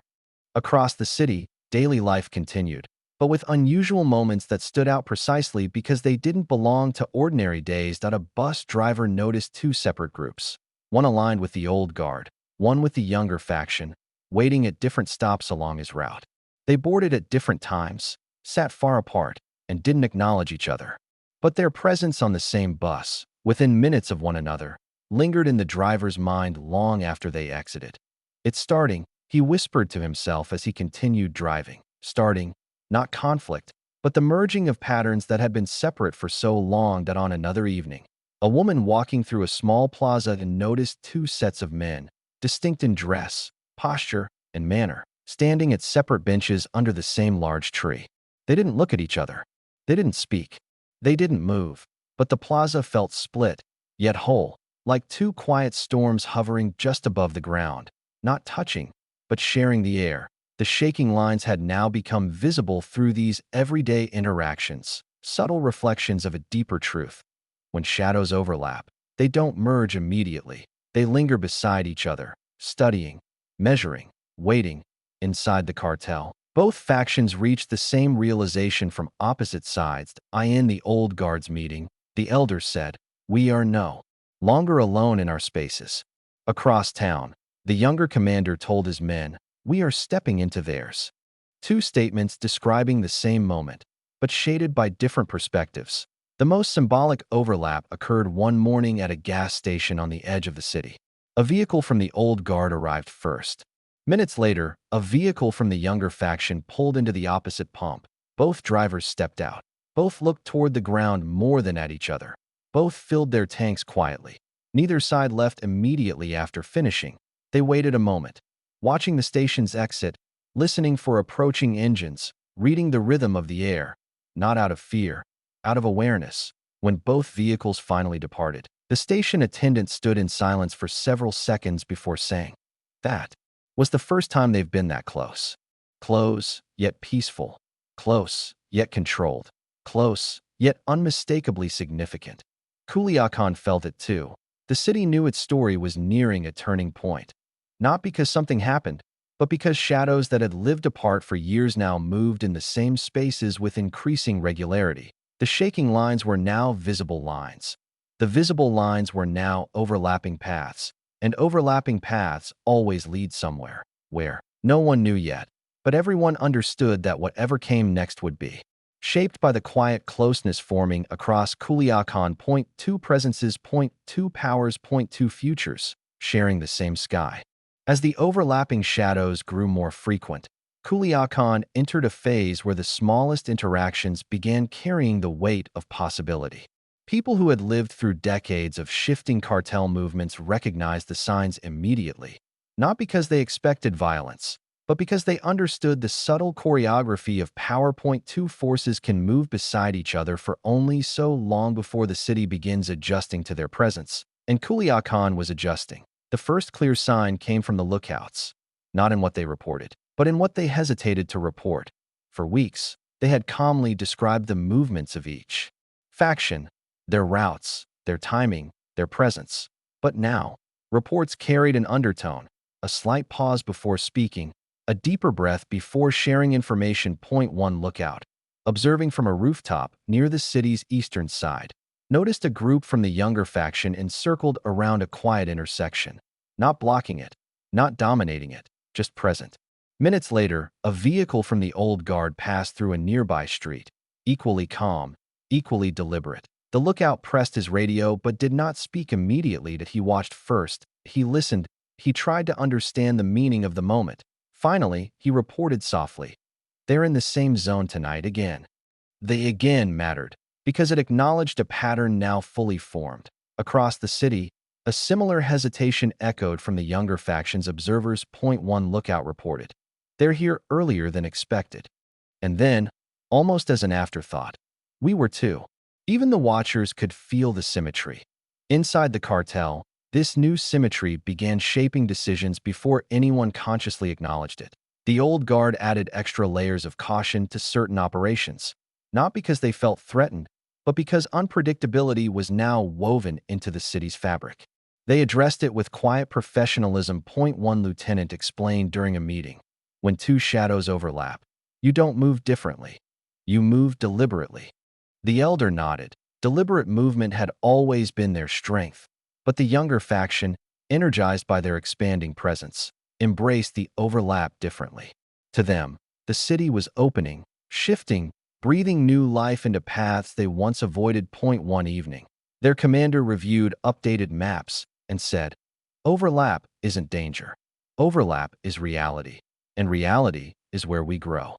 His men listened quietly. They didn't see themselves as provoking anything. They saw themselves as stepping into a future the city itself was guiding them toward.